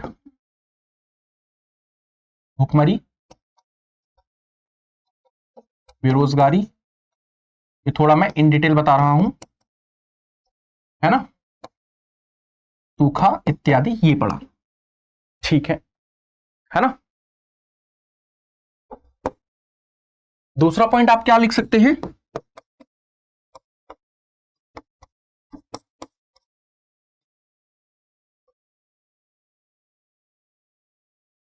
कांग्रेस के प्रभुत्व का पीछे हटना। या मैं अगर एक और पॉइंट डाल दूं इसमें, that would be called as गठबंधन की सदस्यता, है ना। और भी पॉइंट्स डाल सकते हैं क्या हम? बहुत सारे पॉइंट्स डाल सकते हैं। और क्या है? विभिन्न विचारधाराओं का आगमन। अब क्योंकि ये 2 मार्क्स का क्वेश्चन है, तो अब ये 2 मार्क्स के क्वेश्चन में ना आप कुछ ऐसा नहीं डालेंगे कि आपको आईबी मतलब आईबीसी फॉर्मेट यूज कर रहे हैं आप, भूमिका, फिर आप उसका ढांचा बना रहे हैं, फिर उसका आप निष्कर्ष लिख रहे हैं। इतना ज्यादा नहीं, 10 से 20 शब्दों में आंसर देना है तो वैसे ही देना है, 2-3 पॉइंट्स डालने हैं एंड आपको आगे बढ़ जाना है। वही चीज यहां पर आगे दी गई होगी, है ना। तो 2-3 पॉइंट्स जो मैंने आपको बता दी वही दे रखे हैं यहाँ पे भी। उत्तर में आपका कांग्रेस पार्टी कई राज्यों में सत्ता खो बैठी और दूसरी गठबंधन सरकारों की शुरुआत हो गई। और अगर मैं अलग तरीके से बता दूं, 1967 में आपका भूखा, मतलब अगर आप देखेंगे ना, क्वेश्चन मैंने शायद ध्यान से पढ़ा नहीं, राजनैतिक और चुनावी इतिहास में, याद रखिएगा। तो आप ये राजनीतिक पर्यावरण असंतुलन वाला पॉइंट जो है वो नहीं लिखेंगे। बट अगर वो आपसे एक क्वेश्चन पूछ लेता, 2 क्वेश्चन रेडी हो गए अब आपके। 1960 के दशक में एक राजनीतिक हो गया, वह पर्यावरण असंतुलन का क्या रीजन था, तब आप ये वाला पॉइंट डाल देते, बशर्ते आप ये दोनों पॉइंट डालेंगे। 3 पॉइंट डाल देंगे, है ना, ताकि आपके मार्क्स तो इंश्योर ही हो जाएं, है ना। ये चीज है। ये क्वेश्चन आपका हो चुका है हल इजीली। आगे चलेंगे आप।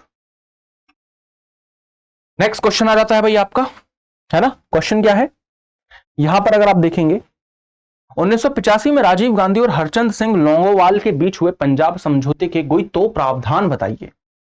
क्या हुए होंगे प्रावधान, है ना, क्या हुए होंगे, थोड़ा सोचो, है ना, थोड़ा सा सोचना है। आप अपने क्या जनरल माइंडसेट के आधार पर इस क्वेश्चन को सॉल्व कर सकते हैं या नहीं, वो जरा थोड़ा सा आपको जाना पड़ेगा, तब आपको पता लगेगा।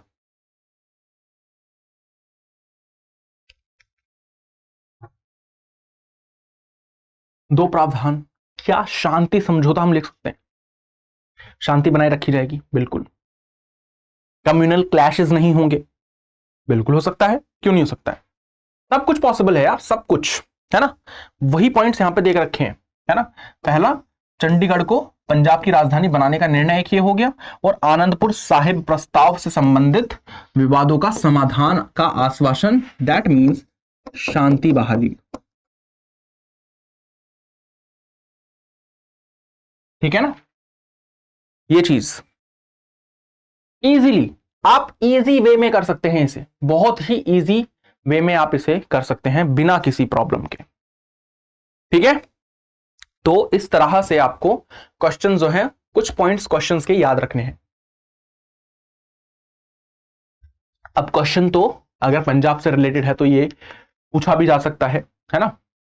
इंदिरा गांधी की मृत्यु कब हुई, उसके बाद ऑपरेशन ब्लू स्टार आपसे पूछा जा सकता है, वो क्यों चलाया गया था, है ना। तो ऐसे क्वेश्चंस भी आपसे पूछे जा सकते हैं। अब अगर मैं आपको थोड़ा सा बता दूं, ऑपरेशन ब्लू स्टार मतलब जो आतंकवादी थे, आतंकवादी का विनाश कैसे होगा? क्योंकि वो जो गोल्डन टेम्पल है उसमें छुपे हुए थे, उनके हथियार वहां पर थे, तो उन्हें वहां से निकाला गया था और वहां से हटाया गया था। तो उस चीज के रिगार्डिंग जो है ये क्वेश्चन है। गठबंधन सरकारों के कोई दो लाभ समझाइए, बताइए जरा भाई, है ना। इसमें तो आप इजीली सोच सकते हैं, अपने आधार पर सोचिए। क्या आपको लगते हैं कि दो जो है महत्वपूर्ण दो पॉइंट्स जो हैं ऐसे, वो गठबंधन सरकार में आएंगे ही आएंगे, है ना। अगर मैं बात करूं तो मेरे को जो समझ में आता है, अगर मैं उत्तर लिखूंगा इस प्रश्न का, तो पहला जो मैं लिखूंगा वो ये होगा कि विभिन्न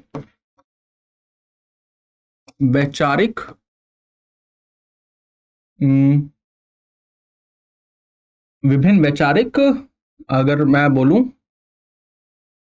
आधार पर समायोजन, ठीक है। क्योंकि बेसिकली हम जो बात कर रहे हैं इसमें, वो हम बात कर रहे हैं किनकी, के विचारधाराओं का आगमन, उसकी, ठीक है।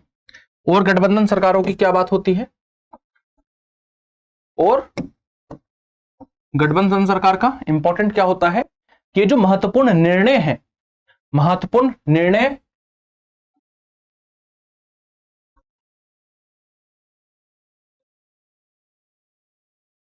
में जन भागीदारी, ये पॉइंट हो सकता है। और गठबंधन सरकार क्योंकि बहुत ज्यादा वो आ जाती है, तो यहां पर आपका एक पॉइंट और होकर आता है, थर्ड, यहां पर आपका बहुल प्रधानमंत्री,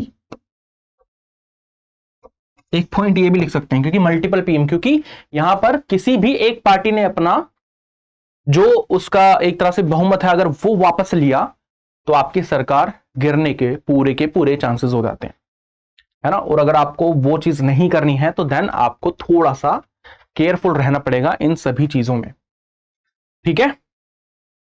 डन। तो ये चीज आपको याद रखनी है, जो कि बहुत ही ज्यादा इंपॉर्टेंट है।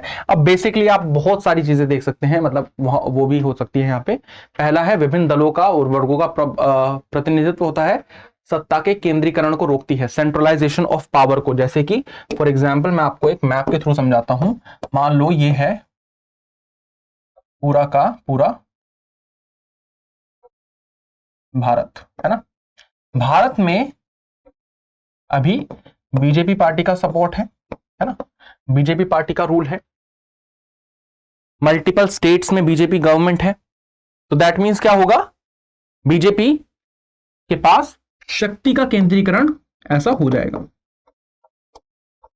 क्योंकि बीजेपी जो है अब अपने इंडिपेंडेंटली डिसीजंस ले रही है ना। ज्यादातर जो अलग विचारधारा के लोग हैं वो इसमें इंक्लूडेड नहीं है, क्योंकि गठबंधन की सरकार नहीं है।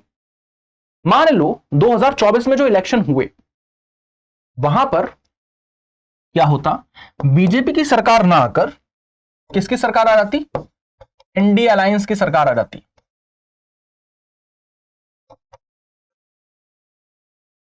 इंडियन अलायंस की सरकार जो है वो आ जाती, मान लो, है ना। तो क्या होता, क्योंकि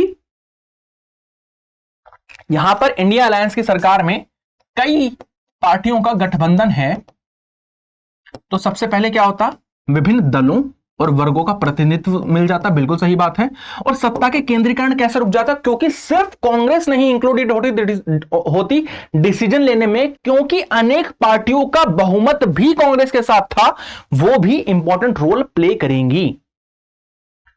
उस चीज की हम बात कर रहे हैं यहां पे, है ना। तो गठबंधन सरकारों के कोई दो लाभ की अगर आप बात करेंगे तो वो ये हो जाएंगे। आगे आप चलेंगे, नेक्स्ट क्वेश्चन, है ना। अब यहां पर क्या है, प्रदूषण को नियंत्रित करने और पर्यावरण को बचाने के लिए भारतीय सरकार द्वारा उठाए जाने वाले कोई 4 कदम सुझाइए। 4 कदम। तो दैट मीन्स ये कहीं ना कहीं क्वेश्चन जो है वो अब अतु लघुत्तरित ना होकर लघुत्तरित क्वेश्चन हो चुका है। 5 मार्क्स हैं क्योंकि, ठीक है। लघुत्तरित क्वेश्चन का आंसर आप कैसे करेंगे? इट डिपेंड्स, इट डिपेंड्स कि कैसे आप आंसर करते हैं इसका। तो यहां पर अगर आप देखेंगे, प्रदूषण को नियंत्रित करने और पर्यावरण को बचाने के लिए भारत सरकार के द्वारा उठाए गए कदम। चलो, तो अब आप इन्हें क्या कर सकते हैं? इन्हें कई आधारों पर बांट सकते हैं, विभिन्न आधारों पर या आयामों पर सरकार द्वारा उठाए गए कदम। अब क्या हो सकता है भाई? पहला पॉइंट आपका ये हो सकता है वैधानिक कदम। वैधानिक कदम में आप क्या लिखेंगे? यहां पर लिख देंगे आप ईपी एक्ट, है ना, पर्यावरण संरक्षण अधिनियम।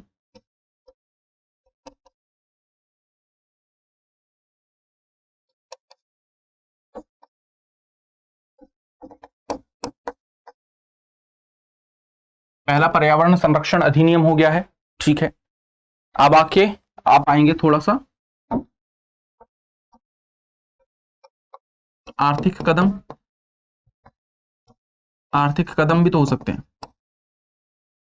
आर्थिक कदम में क्या हो सकता है ना? सतत, टूरिज्म को क्या कहते हैं? हाँ, टूरिज्म, मिनिस्ट्री ऑफ टूरिज्म। सतत मतलब आप कह सकते हो यातायात कह लो, है ना, यातायात या टूरिज्म। टूरिज्म याद रखना भाई, टूरिज्म का मेरा हिंदी वर्ड नहीं आ रहा है ध्यान में, एक सेकेंड। कभी कभी कुछ ऐसा वर्ड होता है जिसका ना हिंदी में मतलब नहीं पता लगता है, मैं आपको बताता हूं टूरिज्म को हिंदी में क्या कहते हैं। और इस पे खिल्ली मत उड़ाने लग जाना मेरी, क्योंकि होता है कभी कभी ऐसा। इन हिंदी मेरे मतलब जहन में है पर्यटन, पर्यटन वही चीज, सतत पर्यटन, पर्यटन, ताकि प्रदूषण से हम बच सके, है ना। फिर क्या है? अगर पर्यावरण कदम, पर्यावरणीय कदम की मैं बात करूं, कदम की अगर मैं बात करूं, तो सरकार ने क्या क्या चीजें अपनाई हैं? सरकार ने पेड़ लगाओ नीति अपनाई है ना, भारतीय वन अधिनियम या भारतीय वन योजना, ठीक है ना, अधिनियम, योजना, ये चीज अपनाई है। तो ऐसे पॉइंट्स होते हैं। अब बहुत सारे आप अलग अलग प्रकार से भी कर सकते हैं। जैसे प्रदूषण को नियंत्रित करना है तो आप क्या करेंगे? आप क्या करेंगे? कृत्रिम वर्षा भी करा सकते हैं, सरकार द्वारा यह कदम उठाया जाता है। दिल्ली में हाल ही में हुआ था, जब AQI बहुत ज्यादा 500 पार जा रहा था AQI, तब हमने क्या किया था? हमने बहुत बार मतलब कृत्रिम वर्षा जो है कई सालों में करवाई है ना। वो हो सकता है। और क्या हो सकता है? ईवी का उपयोग किया जा सकता है भाई, ईवी, इलेक्ट्रॉनिक व्हीकल्स, है ना, तकनीकी कदम में आ जाएगा। ये आपको बस दिमाग में सोचना है। तकनीकी कदम में अगर आप देखेंगे तो इलेक्ट्रॉनिक व्हीकल आ जाएगा, इंपॉर्टेंट है। तो 4 पॉइंट तो यही हो गए और मैंने आपको बता दिए हैं। तो वो सारे के सारे पॉइंट्स आप लिख सकते हैं। यहां पर 4 के 4 पॉइंट जो है वो आपको यहां पर देखने को मिल जाएंगे। कानूनों को सख्ती से लागू करना, EPA एक्ट आ गया, ठीक है भाई। नवीकरणीय ऊर्जा स्रोतों को बढ़ाना, जाहिर सी बात है। नवीकरणीय ऊर्जा स्रोत कौन कौन से होते हैं, है ना? सौर ऊर्जा, पवन ऊर्जा, भूतापीय ऊर्जा, है ना।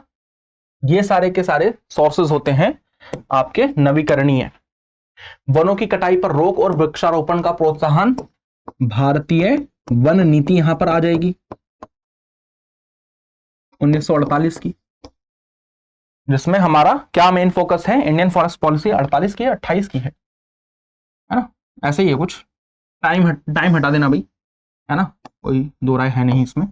33% हमें क्या करना है, वनों को कम से कम मिनिमम जो है 33% वन तो लगाने ही है। जन जागरूकता अभियान चलाना, ये सारे के सारे वो पॉइंट्स हैं जो आप लिखेंगे उससे आपका आंसर जो है वो बेहतर बनता है। अगर आप इन पर्टिकुलरली पॉइंट्स को सब्सटैंशिएट करने के लिए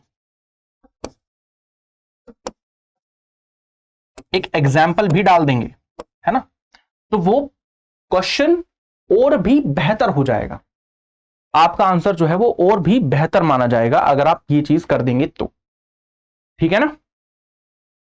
तो दिस इज द मिनिमम जो कि आपको करना ही करना है। आगे चलेंगे नेक्स्ट क्वेश्चन पे। सोवियत संघ में आर्थिक जड़ता, इकोनॉमिक स्टैग्नेशन के लिए उत्तरदायी कोई 4 कारण समझाइए। अब देखो यार, जब ये 5 नंबर का क्वेश्चन जा रहा है तो दैट मींस आपको 50 से 60 वर्ड लिखने हैं। तो अगर आप पॉइंट्स लिखेंगे ना, पॉइंट्स अगर आप हर एक पॉइंट में 5 से 6 पॉइंट लिखेंगे और हर एक पॉइंट का जो लेंथ है वो कम से कम 10 वर्ड्स की रहती है, तो आपका आंसर यहीं पर समाप्त हो जाएगा। वही चीज करनी है अपने को, है ना। आर्थिक जड़ता के क्या कारण है, तो इकोनॉमिक स्टैग्नेशन का पहला पॉइंट अगर आपका देखेंगे उत्तर में तो क्या आ सकता है। पहला पॉइंट यह आएगा, नौकरशाही व अधिनायकवादी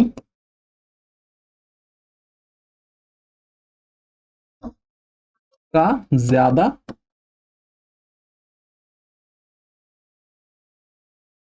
शक्तिशाली होना, ठीक है, एक पॉइंट ये हो गया। दूसरा पॉइंट क्या होगा,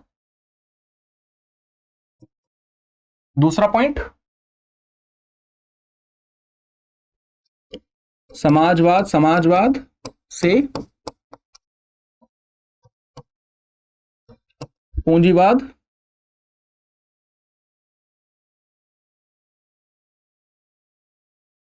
समाजवाद से पूंजीवाद का रुख, ठीक है। तीसरा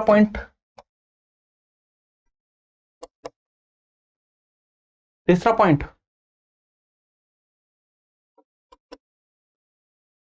गोर्बाचेव की नीतियां,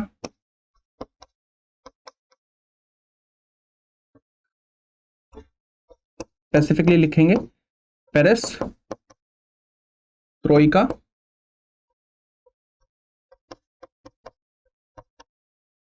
ग्लासनोस्ट, ठीक है। उसके बाद चौथा पॉइंट क्या आ जाएगा,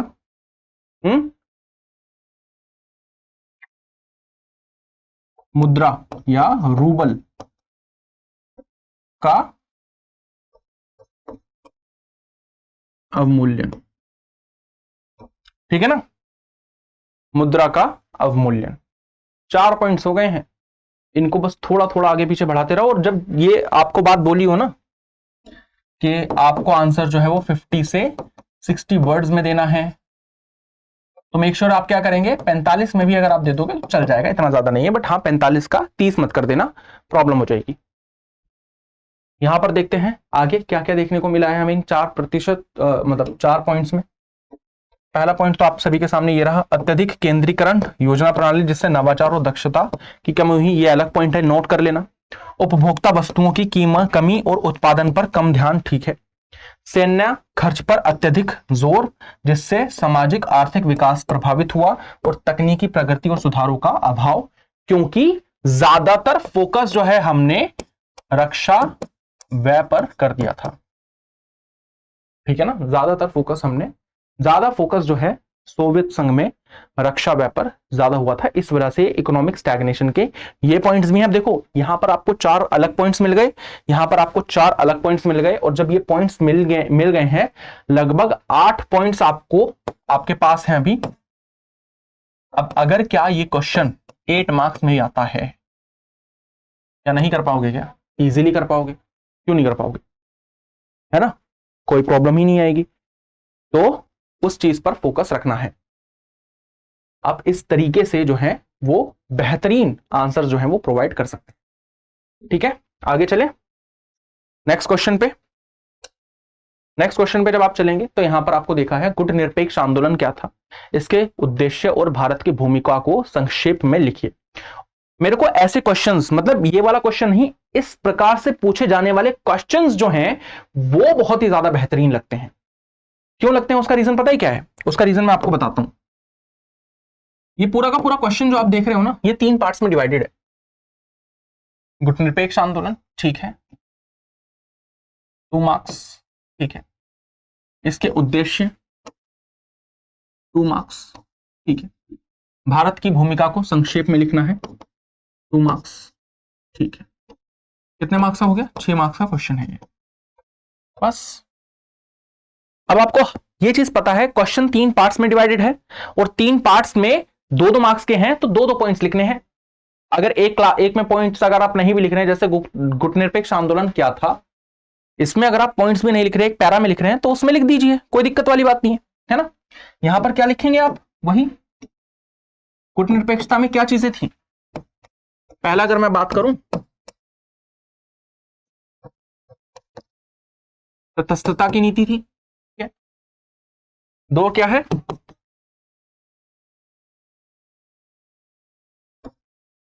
एक सेकेंड, तटस्थता की नीति महान शक्तियों से स्वयं को दूर रखना, है ना।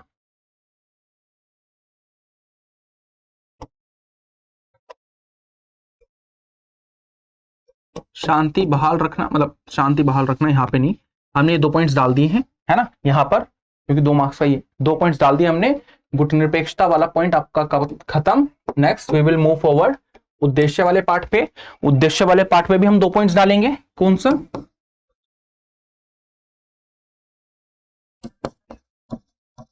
विश्व शांति व ताजी कूटनीति राजनीतिक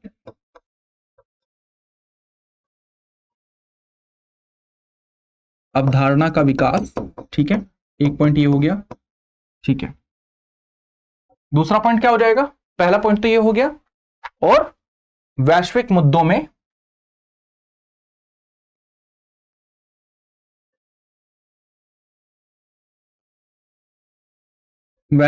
में अगर आप देखेंगे तो स्वायत्त निर्णय लेने की भूमिका, ये पॉइंट भी हो सकता है का। 2 पॉइंट ये हो गए, ठीक है। आगे जब आप चलोगे तो थर्ड पॉइंट आ जाता है भारत की भूमिका। भारत के द्वारा शुरुआत डाल देना 1961 में बेलग्रेड, मतलब बेलग्रेड पहला शिखर सम्मेलन था इसका, जिसमें क्या बताया गया था कि पहले शिखर सम्मेलन से इसमें कंट्रीज आ गई थी और भारत की भूमिका क्या थी? विश्व एकजुटता को बढ़ावा देना।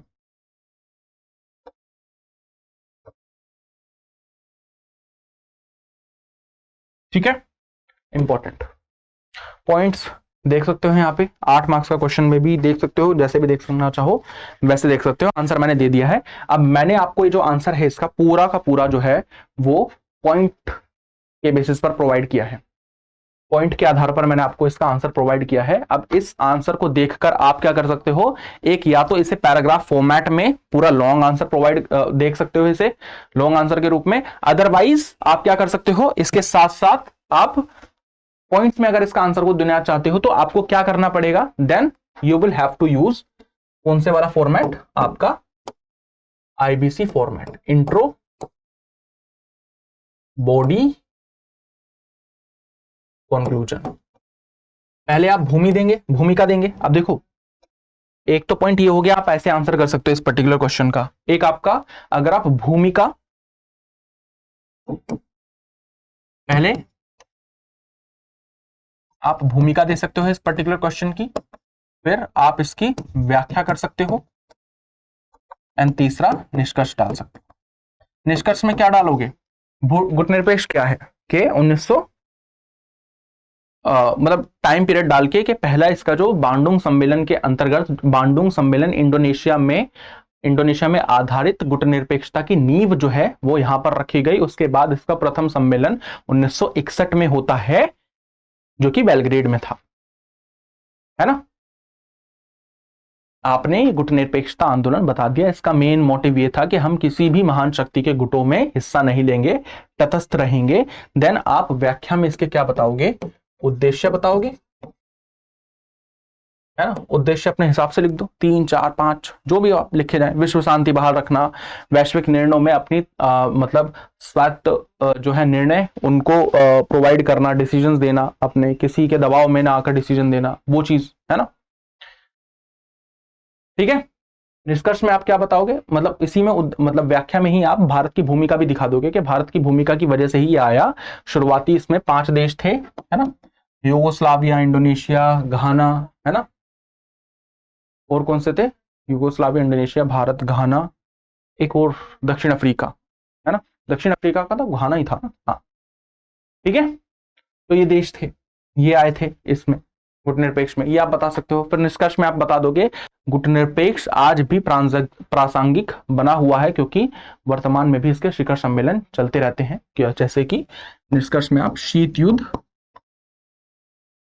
क्योंकि शीत युद्ध के टाइम पे ही तो लाया गया था, शीत युद्ध 2.0 का जिक्र कर सकते हो, जिसमें अमेरिका और चाइना के बीच में पावर्स को लेके बहस चल रही है, तो वो भी आप देख सकते हो, बता सकते हो। ठीक है ना। अब यहां पर अगर आप आंसर पढ़ोगे ये वाला, तो यहां पर क्या देखने को मिलेगा? गुटनिरपेक्ष आंदोलन शीत युद्ध के समय विकसित हुआ था। उद्देश्य क्या था इसका? छोटे और विकासशील देश, ना तो अमेरिका के नेतृत्व में पश्चिमी ब्लॉक, ना ही सोवियत संघ के नेतृत्व में पूर्वी ब्लॉक में पूरी तरह से जुड़े हुए हैं, और यह विश्व शांति, स्वतंत्र नीति और आर्थिक सहयोग को बढ़ावा देता है। और भारत ने इसके निर्माण में अहम भूमिका निभाई। पंडित जवाहरलाल नेहरू ने इसे मजबूत सिद्धांतों के आधार पर आधारित किया था। किसी सैन्य गठबंधन में शामिल न होना, शांतिपूर्ण सह अस्तित्व और विकासशील देशों के हितों की सुरक्षा में भारत ने न्याय के माध्यमों से विश्व राजनीति का में विकासशील देशों की आवाज को बुलंद करा है। और ये आज भी प्रासंगिक इसलिए बना हुआ है क्योंकि आज भी इसके जो बैठक है, सम्मेलन है, शिखर सम्मेलन है, वो चलते रहते हैं। कोविड-19 में भी इसका जो है वो हुआ था, शिखर सम्मेलन एक। आगे चलेंगे तो यहां पर आपको देखने को मिलेगा भारत में 1975 में लागू राष्ट्रीय आपातकाल क्यों घोषित किया गया और इसके प्रमुख प्रभाव क्या थे, तथा आंकड़ों के साथ इसे समझाना है। तथ्यों और आंकड़ों के साथ समझाइए। ये एक्चुअली था नहीं, ये मैंने डाला है। क्यों? क्योंकि जब आप क्वेश्चन की टफनेस को देखते हैं ना, तब आपको याद आनी चाहिए चीजें। 75 का आपातकाल कब लगा था? 25 जून को। 8 मार्क्स का क्वेश्चन है ना। क्यों लगाया गया था, है ना? 12 जून को एक डिसीजन आता है इलाहाबाद हाई कोर्ट का जगमोहन सिन्हा के द्वारा कि जो आपका लास्ट इलेक्शन था वो आपका निरस्त कर दिया जाता है क्योंकि वो सही ढंग से नहीं हुआ था। तो इसीलिए अपनी शक्ति को बचाने के लिए इंदिरा गांधी सामने आती है। 25 जून 1975 को बिजली दफ्तर जो रहते हैं वहां से, मतलब जो आपके प्रेस वगैरह रहते हैं, उनकी बिजली काट दी जाती है ताकि कोई चीज ना मतलब छापी जा सके इमरजेंसी के अगेंस्ट। और फखरुद्दीन अली अहमद से पूछे बिना ये इमरजेंसी लागू कर दी जाती है और वर्तमान गवर्नमेंट जो है वो उसका टाइम पीरियड जो है वो एक्सटेंड हो जाता है। जब इसके प्रभाव के बारे में पूछते हैं, है ना, प्रभाव क्या होते हैं? मौलिक अधिकार,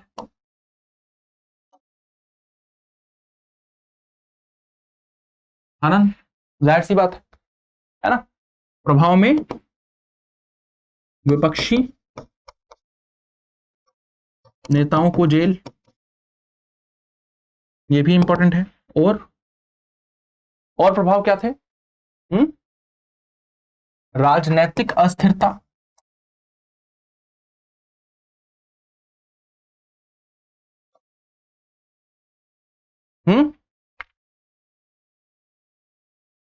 ठीक है। तथ्य और आंकड़ों के साथ समझाना है, ठीक है ना। इसके लिए आपका बहुत ही बेहतरीन आंसर बना के लाया हूं मैं। इसलिए देखो, घोषणा कब हुई? 25 जून 1975 को। आधार क्या था? चुनाव के में विजय चुनौती देने वाले कोर्ट ने फैसले और देश में बढ़ती राजनीतिक अस्थिरता के खिलाफ जो है जजमेंट दे दिया था। संवैधानिक प्रावधान 352 अनुच्छेद के के तहत आपातकाल लागू हुआ था। अधिकारों का निलंबन कर दिया गया था, नागरिक अधिकारों का। ये प्रभाव है इसके। राजनीतिक प्रतिरोध क्या है? विपक्षी नेताओं की गिरफ्तारी, लगभग 10,000 राजनीतिक विरोधियों को जेल भेजा गया, समझ लो। मीडिया नियंत्रण, प्रेस और टेलीविजन सेंसरशिप लागू कर दी गई थी। जनसंख्या नियंत्रण अभियान जो है, कठोर विवाह और परिवार नियोजन संबंधी नीतियां अप्लाई की गई थी, और जिसमें अगर आप देखेंगे प्रभाव में जनसंख्या नियंत्रण हेतु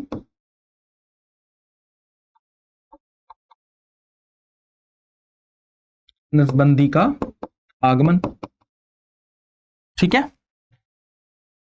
और last but not the least, समाप्ति। 21 मार्च 1977 को क्या होता है? आपातकाल समाप्त किया गया और तत्कालीन जनता पार्टी ने 1977 में आम चुनाव जीतकर सरकार बनाई, जिसमें मोरारजी देसाई जो है वो आपके प्रेसिडेंट बनकर उभरते हैं। प्रेसिडेंट कह रहा हूं, सॉरी, प्रधानमंत्री, है ना। और इसके खिलाफ में अगर आप निष्कर्ष डालेंगे, अगर आप निष्कर्ष डालते हैं तो निष्कर्ष में, क्योंकि 8 नंबर का क्वेश्चन है, निष्कर्ष तो डालना ही पड़ेगा। निष्कर्ष में आपातकाल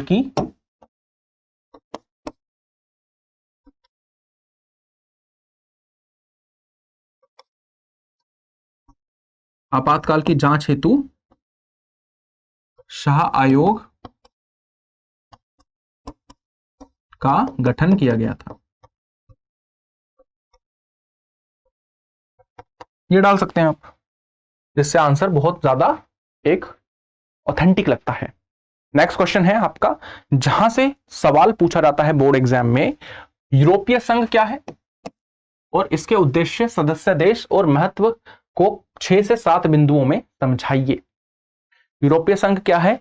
कंट्रीज का, यूरोप के अंतर्गत पश्चिमी जो यूरोप के देश हैं ज्यादातर, उनके अंदर जो कंट्रीज है उनका एक समायोजन रूप से संघ है, जैसे यूरोपीय संघ कहा जाता है, जिसकी उत्पत्ति जो है 1992 में हुई थी मार्चिस्ट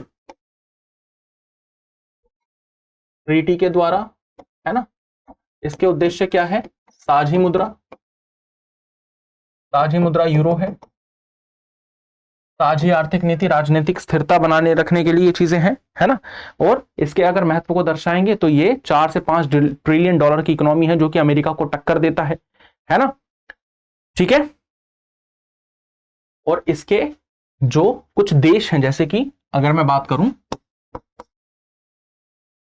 ब्रिटेन और फ्रांस, ये कौन से देश हैं? ये वो देश हैं जो कि जिनके पास स्थायी सदस्यता है इसकी, यूएनओ की, ठीक है। Done everybody? तो ये चीज आपको याद रखनी है, ये बहुत ही ज्यादा इंपॉर्टेंट रोल प्ले करता है ऐसा क्वेश्चन, और ये क्वेश्चन ज्यादातर पूछा जाता है। और मैंने देखो जो क्वेश्चंस आपको दिए हैं ना, ये ज्यादातर मैंने आपको उसी आधार पर दिए हैं जिस आधार पर पूछे जाते हैं। कौन से क्वेश्चंस आपके कैसे पूछे जाएंगे?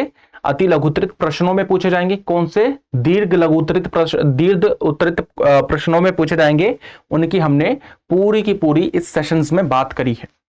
इसका अगर मैं आपको मॉडल आंसर दूं तो यहां पर आपको देखने को मिल जाएगा, है ना।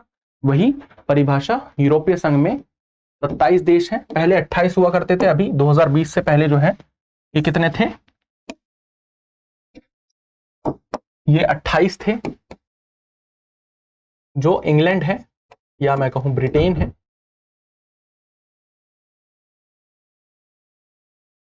वो यहां से निकल गया, है ना। तो एक वो चीज हुई, ठीक है। यूरोपियन यूनियन सदस्य देशों का राजनीतिक और आर्थिक संगठन है, पहली बात तो, जो यूरोप में शांति और समृद्धि और सहयोग बढ़ाने के लिए हुआ है। वही स्थापना अगर आप देखेंगे तो मतलब 1992 कर लेना इसको, 1992 ईयू की जो स्थापना है लगभग 1992 में हुई है। कौन सी ट्रीटी के आधार पर? मास्ट्रिस्ट ट्रीटी के द्वारा जो है वो की गई है।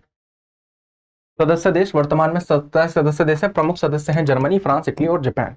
जब जर्मनी, जापान, इटली और स्पेन, क्योंकि जापान इसलिए याद आ रहा था क्योंकि वो धुरी राष्ट्र में एक सदस्य था। मुद्रा 19 देशों में यूरो आधिकारिक मुद्रा है, जिससे व्यापार और आर्थिक स्थिरता जो है वो बढ़ती है। और यूरो अगर देखेंगे ना, अगर उसकी फॉरेक्स एक्सचेंज देखेंगे, है ना, तो वो in comparison to US dollar बहुत ज्यादा है। मतलब एक यूरो जो है वो, अगर मैं अभी आपको बता देता हूं, जस्ट अ सेकेंड, एक euro, 1 euro in Indian rupees,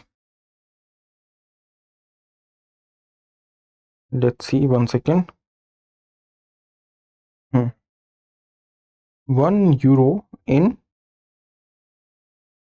INR 108 रुपए। समझ सकते हो आप, एक यूरो जो है वो 108 रुपए इतना है। तो अब आप समझ लो, यूएस डॉलर से बहुत ज्यादा है, तो लगभग 15 से 20 रुपए जो है वो ज्यादा है। लक्ष्य क्या है? मुक्त व्यापार, सम कंट्रियों के बीच में, मानवाधिकार पर जोर, पर्यावरण सुरक्षा और सामाजिक विकास को बढ़ावा देना इसका मेन मोटिव है। और अगर मैं लोकप्रिय आंकड़ा इसका बता दूं तो इसकी जो इकोनॉमी है वो 4.5 करोड़ लाख करोड़ मतलब 450 मिलियन, है ना, कि इसकी इकोनॉमी है। और तीसरी दुनिया की सबसे बड़ी अर्थव्यवस्था है अभी के टाइम पे। जब आपका यूरोपीय संघ बनकर तैयार हुआ था तब ये दूसरे नंबर पर थी, है ना, अमेरिका के बाद थी। अब जो ये तीसरी बन गई है, तो अब दूसरे स्थान पर जो है वो आप मुझे कमेंट सेक्शन में बताइए किसकी इकोनॉमी है ना। तो इंपॉर्टेंट रोल प्ले करते हैं ऐसे क्वेश्चंस बहुत ज्यादा। वैश्विक प्रभाव के बारे में बात करते हैं तो ईयू दुनिया में व्यापार, जलवायु परिवर्तन नीतियों और वैश्विक राजनीति में महत्वपूर्ण भूमिका जो है वो एक्चुअली निभाता है ना।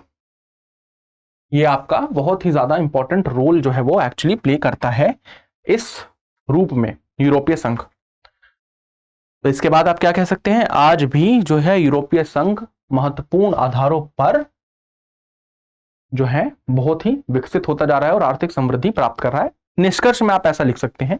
और हाल ही में भारत ने इसके साथ EFTA, European free trade agreement जो है वो भी साइन किया है। तो उसके आधार पर भी आप आंसर दे सकते हैं अपना। तो इट डिपेंड्स आप कैसे एंड करना चाहते हैं अपना आंसर, तो वो सारी चीजें उसी पे डिपेंड करती हैं, है ना। तो यहां पर अपना हमारा जो सेशन है वो हो जाता है एंड। और कैसे लगे क्वेश्चंस, पहली बात तो वो बताना। और दूसरी बात ये है, जब आप ऐसे क्वेश्चंस लगातार करते हो ना क्लासेस में, तो इससे क्या होता है ना, इजी वे में आपका बहुत सारा जो सिलेबस है वो तो पूरा होता ही है, बट आपको यह भी पता लग जाता है कि इंपॉर्टेंट क्वेश्चंस जो है ना, इंपॉर्टेंट क्वेश्चंस कैसे अटेम्प्ट करने हैं, है ना। क्या आपका मोडस ऑपरेंडी रहेगा एग्जाम में, मतलब आप किस प्रकार से क्वेश्चंस को हल करने वाले हैं। देखो मैं आपको बताता हूं, एक से लगभग 32 क्वेश्चन होते हैं ना, शायद 32 क्वेश्चन होते हैं। आप कभी भी पेपर स्टार्ट करेंगे तो आप एक रिदम में पेपर को एस्टैब्लिश करिए, है ना। ये नहीं कि आपके पास ऑप्शन होता है कि आप कोई सा भी मार्क्स, जैसे मान लो पहले बच्चे क्या करेंगे 8 नंबर वाले कर लेंगे, फिर 6 नंबर वाले, फिर 3 नंबर, फिर 2, कभी 1 वाला कर लिया फिर बीच में। ऐसा नहीं कर रहा है, पेपर को सीक्वेंस वाइज अटेम्प्ट करिएगा। वैसे इससे भी प्रॉब्लम नहीं होती है, बट अगर आप एग्जामिनर का काम आसान रखेंगे ना तो बहुत ही बेहतर होगा। यहां पर आपको क्या करना है, यहां पर आपको ये चीज करनी है 1 से 32 तक, या तो आप सीक्वेंस में चलिए 1 से 32 तक, या 32 से 1 पर चलिए। वो बहुत ही ज्यादा इंपॉर्टेंट रोल प्ले करेगा आपका, है ना। मैं हमेशा क्या करता था बोर्ड एग्जाम्स में अपने, मैं हमेशा पेपर उल्टा अटेम्प्ट करता था, 32 से 1 तक आऊंगा। क्यों? क्योंकि 32 में ज्यादा मार्क्स होते हैं और मुझे ये क्वेश्चंस आते थे, लगभग सारे क्वेश्चन आते थे। तो मैं सारे क्वेश्चन अटेम्प्ट करता करता करता करता करता करता एक क्वेश्चन तक आता था। अब मेरे टाइम पे क्या होता था ना, मेरे टाइम पे एमसीक्यू क्वेश्चंस नहीं होते थे, वो बड़े ही क्वेश्चन आते थे। बाद में एमसीक्यू वाला जो ये कॉन्सेप्ट है वो आया है। तो आप ये कर सकते हैं, या आप कुछ मत करिए, शुरुआत से आप अटेम्प्ट करते जाइए, बट मैं ये कहूंगा हर एक क्वेश्चन में वर्ड लिमिट देखिए। वर्ड लिमिट देखने को मैं पता है क्यों कह रहा हूं, वर्ड लिमिट मैं देखने को इसलिए कह रहा हूं क्योंकि ये जो वर्ड लिमिट अगर आप नहीं देखेंगे तब आपका पेपर कहीं ना कहीं टाइम मैनेजमेंट के आधार पर खराब भी हो सकता है। क्योंकि मान लो 2 नंबर का क्वेश्चन जो है, अति लघुत्रित वाला जो क्वेश्चन है वो आया और आपको पता है उसके बारे में बहुत ज्यादा नॉलेज है कि यार इस क्वेश्चन को तो मैं 8 नंबर का लिख दूंगा। अब उस 2 मार्क्स के क्वेश्चन को 8 मार्क्स का लिखने का कोई फायदा नहीं है। क्यों? क्योंकि मार्क्स नहीं मिलेंगे, 8 मार्क्स नहीं मिलने वाले, मिलने 2 ही वाले हैं। तो अपनी थोड़ी सी उस उत्सुकता को जो है वो आपको कम करना है और जितना 10 से 20 वर्डों में उसका आंसर देना है उतना दीजिए और आगे बढ़िए। और ऐसा भी नहीं करना है कि 8 वाला मार्क्स जो है उसमें आपको बहुत कम नॉलेज है तो आप 10 से 20 से 30 वर्ड में आप उस क्वेश्चन को खत्म करते हैं। गलत बात है ये भी। आपको करना क्या है, कम से कम अगर आपको नहीं आ रहा है ना, सोचो कभी भी कोई भी क्वेश्चन, अगर आप क्वेश्चन छोड़ रहे हो ना, अगर आप क्वेश्चन छोड़ रहे हो तो आप ये समझ लेना आप रेस से बाहर हो गए हो। तो में से तो नहीं आने वाले हैं, किसी कीमत पे भी नहीं आने वाले हैं। बट अगर आपने उसी चीज से संबंधित चीजें लिख दी हैं उस पर्टिकुलर क्वेश्चन में, तो दैट मींस आप एक बहुत ही बेहतरीन लेवल पर जो है वो ग्रो करने वाले हो। आपका आंसर क्योंकि आपने लिख दिया है उसमें कम से कम, अगर आपने कुछ भी रिलेवेंट नहीं लिखा है तो 1 से 2 मार्क्स तो मिल ही जाते हैं। बाकी it depends on the checking. Negative कुछ कटरा नहीं है, तो भाई हर एक क्वेश्चन अटेम्प्ट करके आना है और एग्जाम जो है उससे जब खत्म हो 15 मिनट पहले आपका एग्जाम खत्म हो जाना चाहिए। वेदर आप यू वांट सप्लीमेंट मांगिए, है ना। अगर उस पूरे के पूरे पेपर टाइम पीरियड में आपका पेपर जो है वो खत्म नहीं हो रहा है तो सप्लीमेंट लीजिए, जो भी करना है वो करिए, बट हाँ आपको कंप्लीट करना है टाइम से पहले पेपर। मैं आपको एक चीज बताता हूं, अपना इंसिडेंट शेयर करता हूं मैं आपको। मैं सीबीएसई से पढ़ा हुआ हूं, पहली बात तो, है ना, एक चीज तो ये है।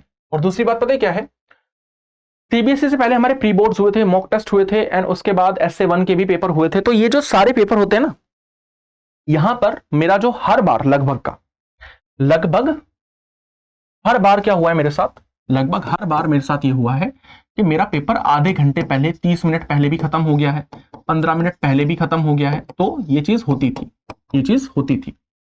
बट पता है क्या हुआ, जब रियल बोर्ड एग्जाम में मैं गया तो रियल बोर्ड एग्जाम में क्या होता है, रियल बोर्ड एग्जाम में मेरा जो हर पेपर था वो जैसे ही टाइम खत्म हो रहा है वैसे ही मेरा पेपर खत्म हो रहा है उसी टाइम पे। तो मैं बहुत ज्यादा पैनिक कर जाता था हर पेपर में कि यार ये मतलब क्या मेरे मार्क्स कम आएंगे या मैं अच्छा परफॉर्म नहीं कर पा रहा हूं क्या।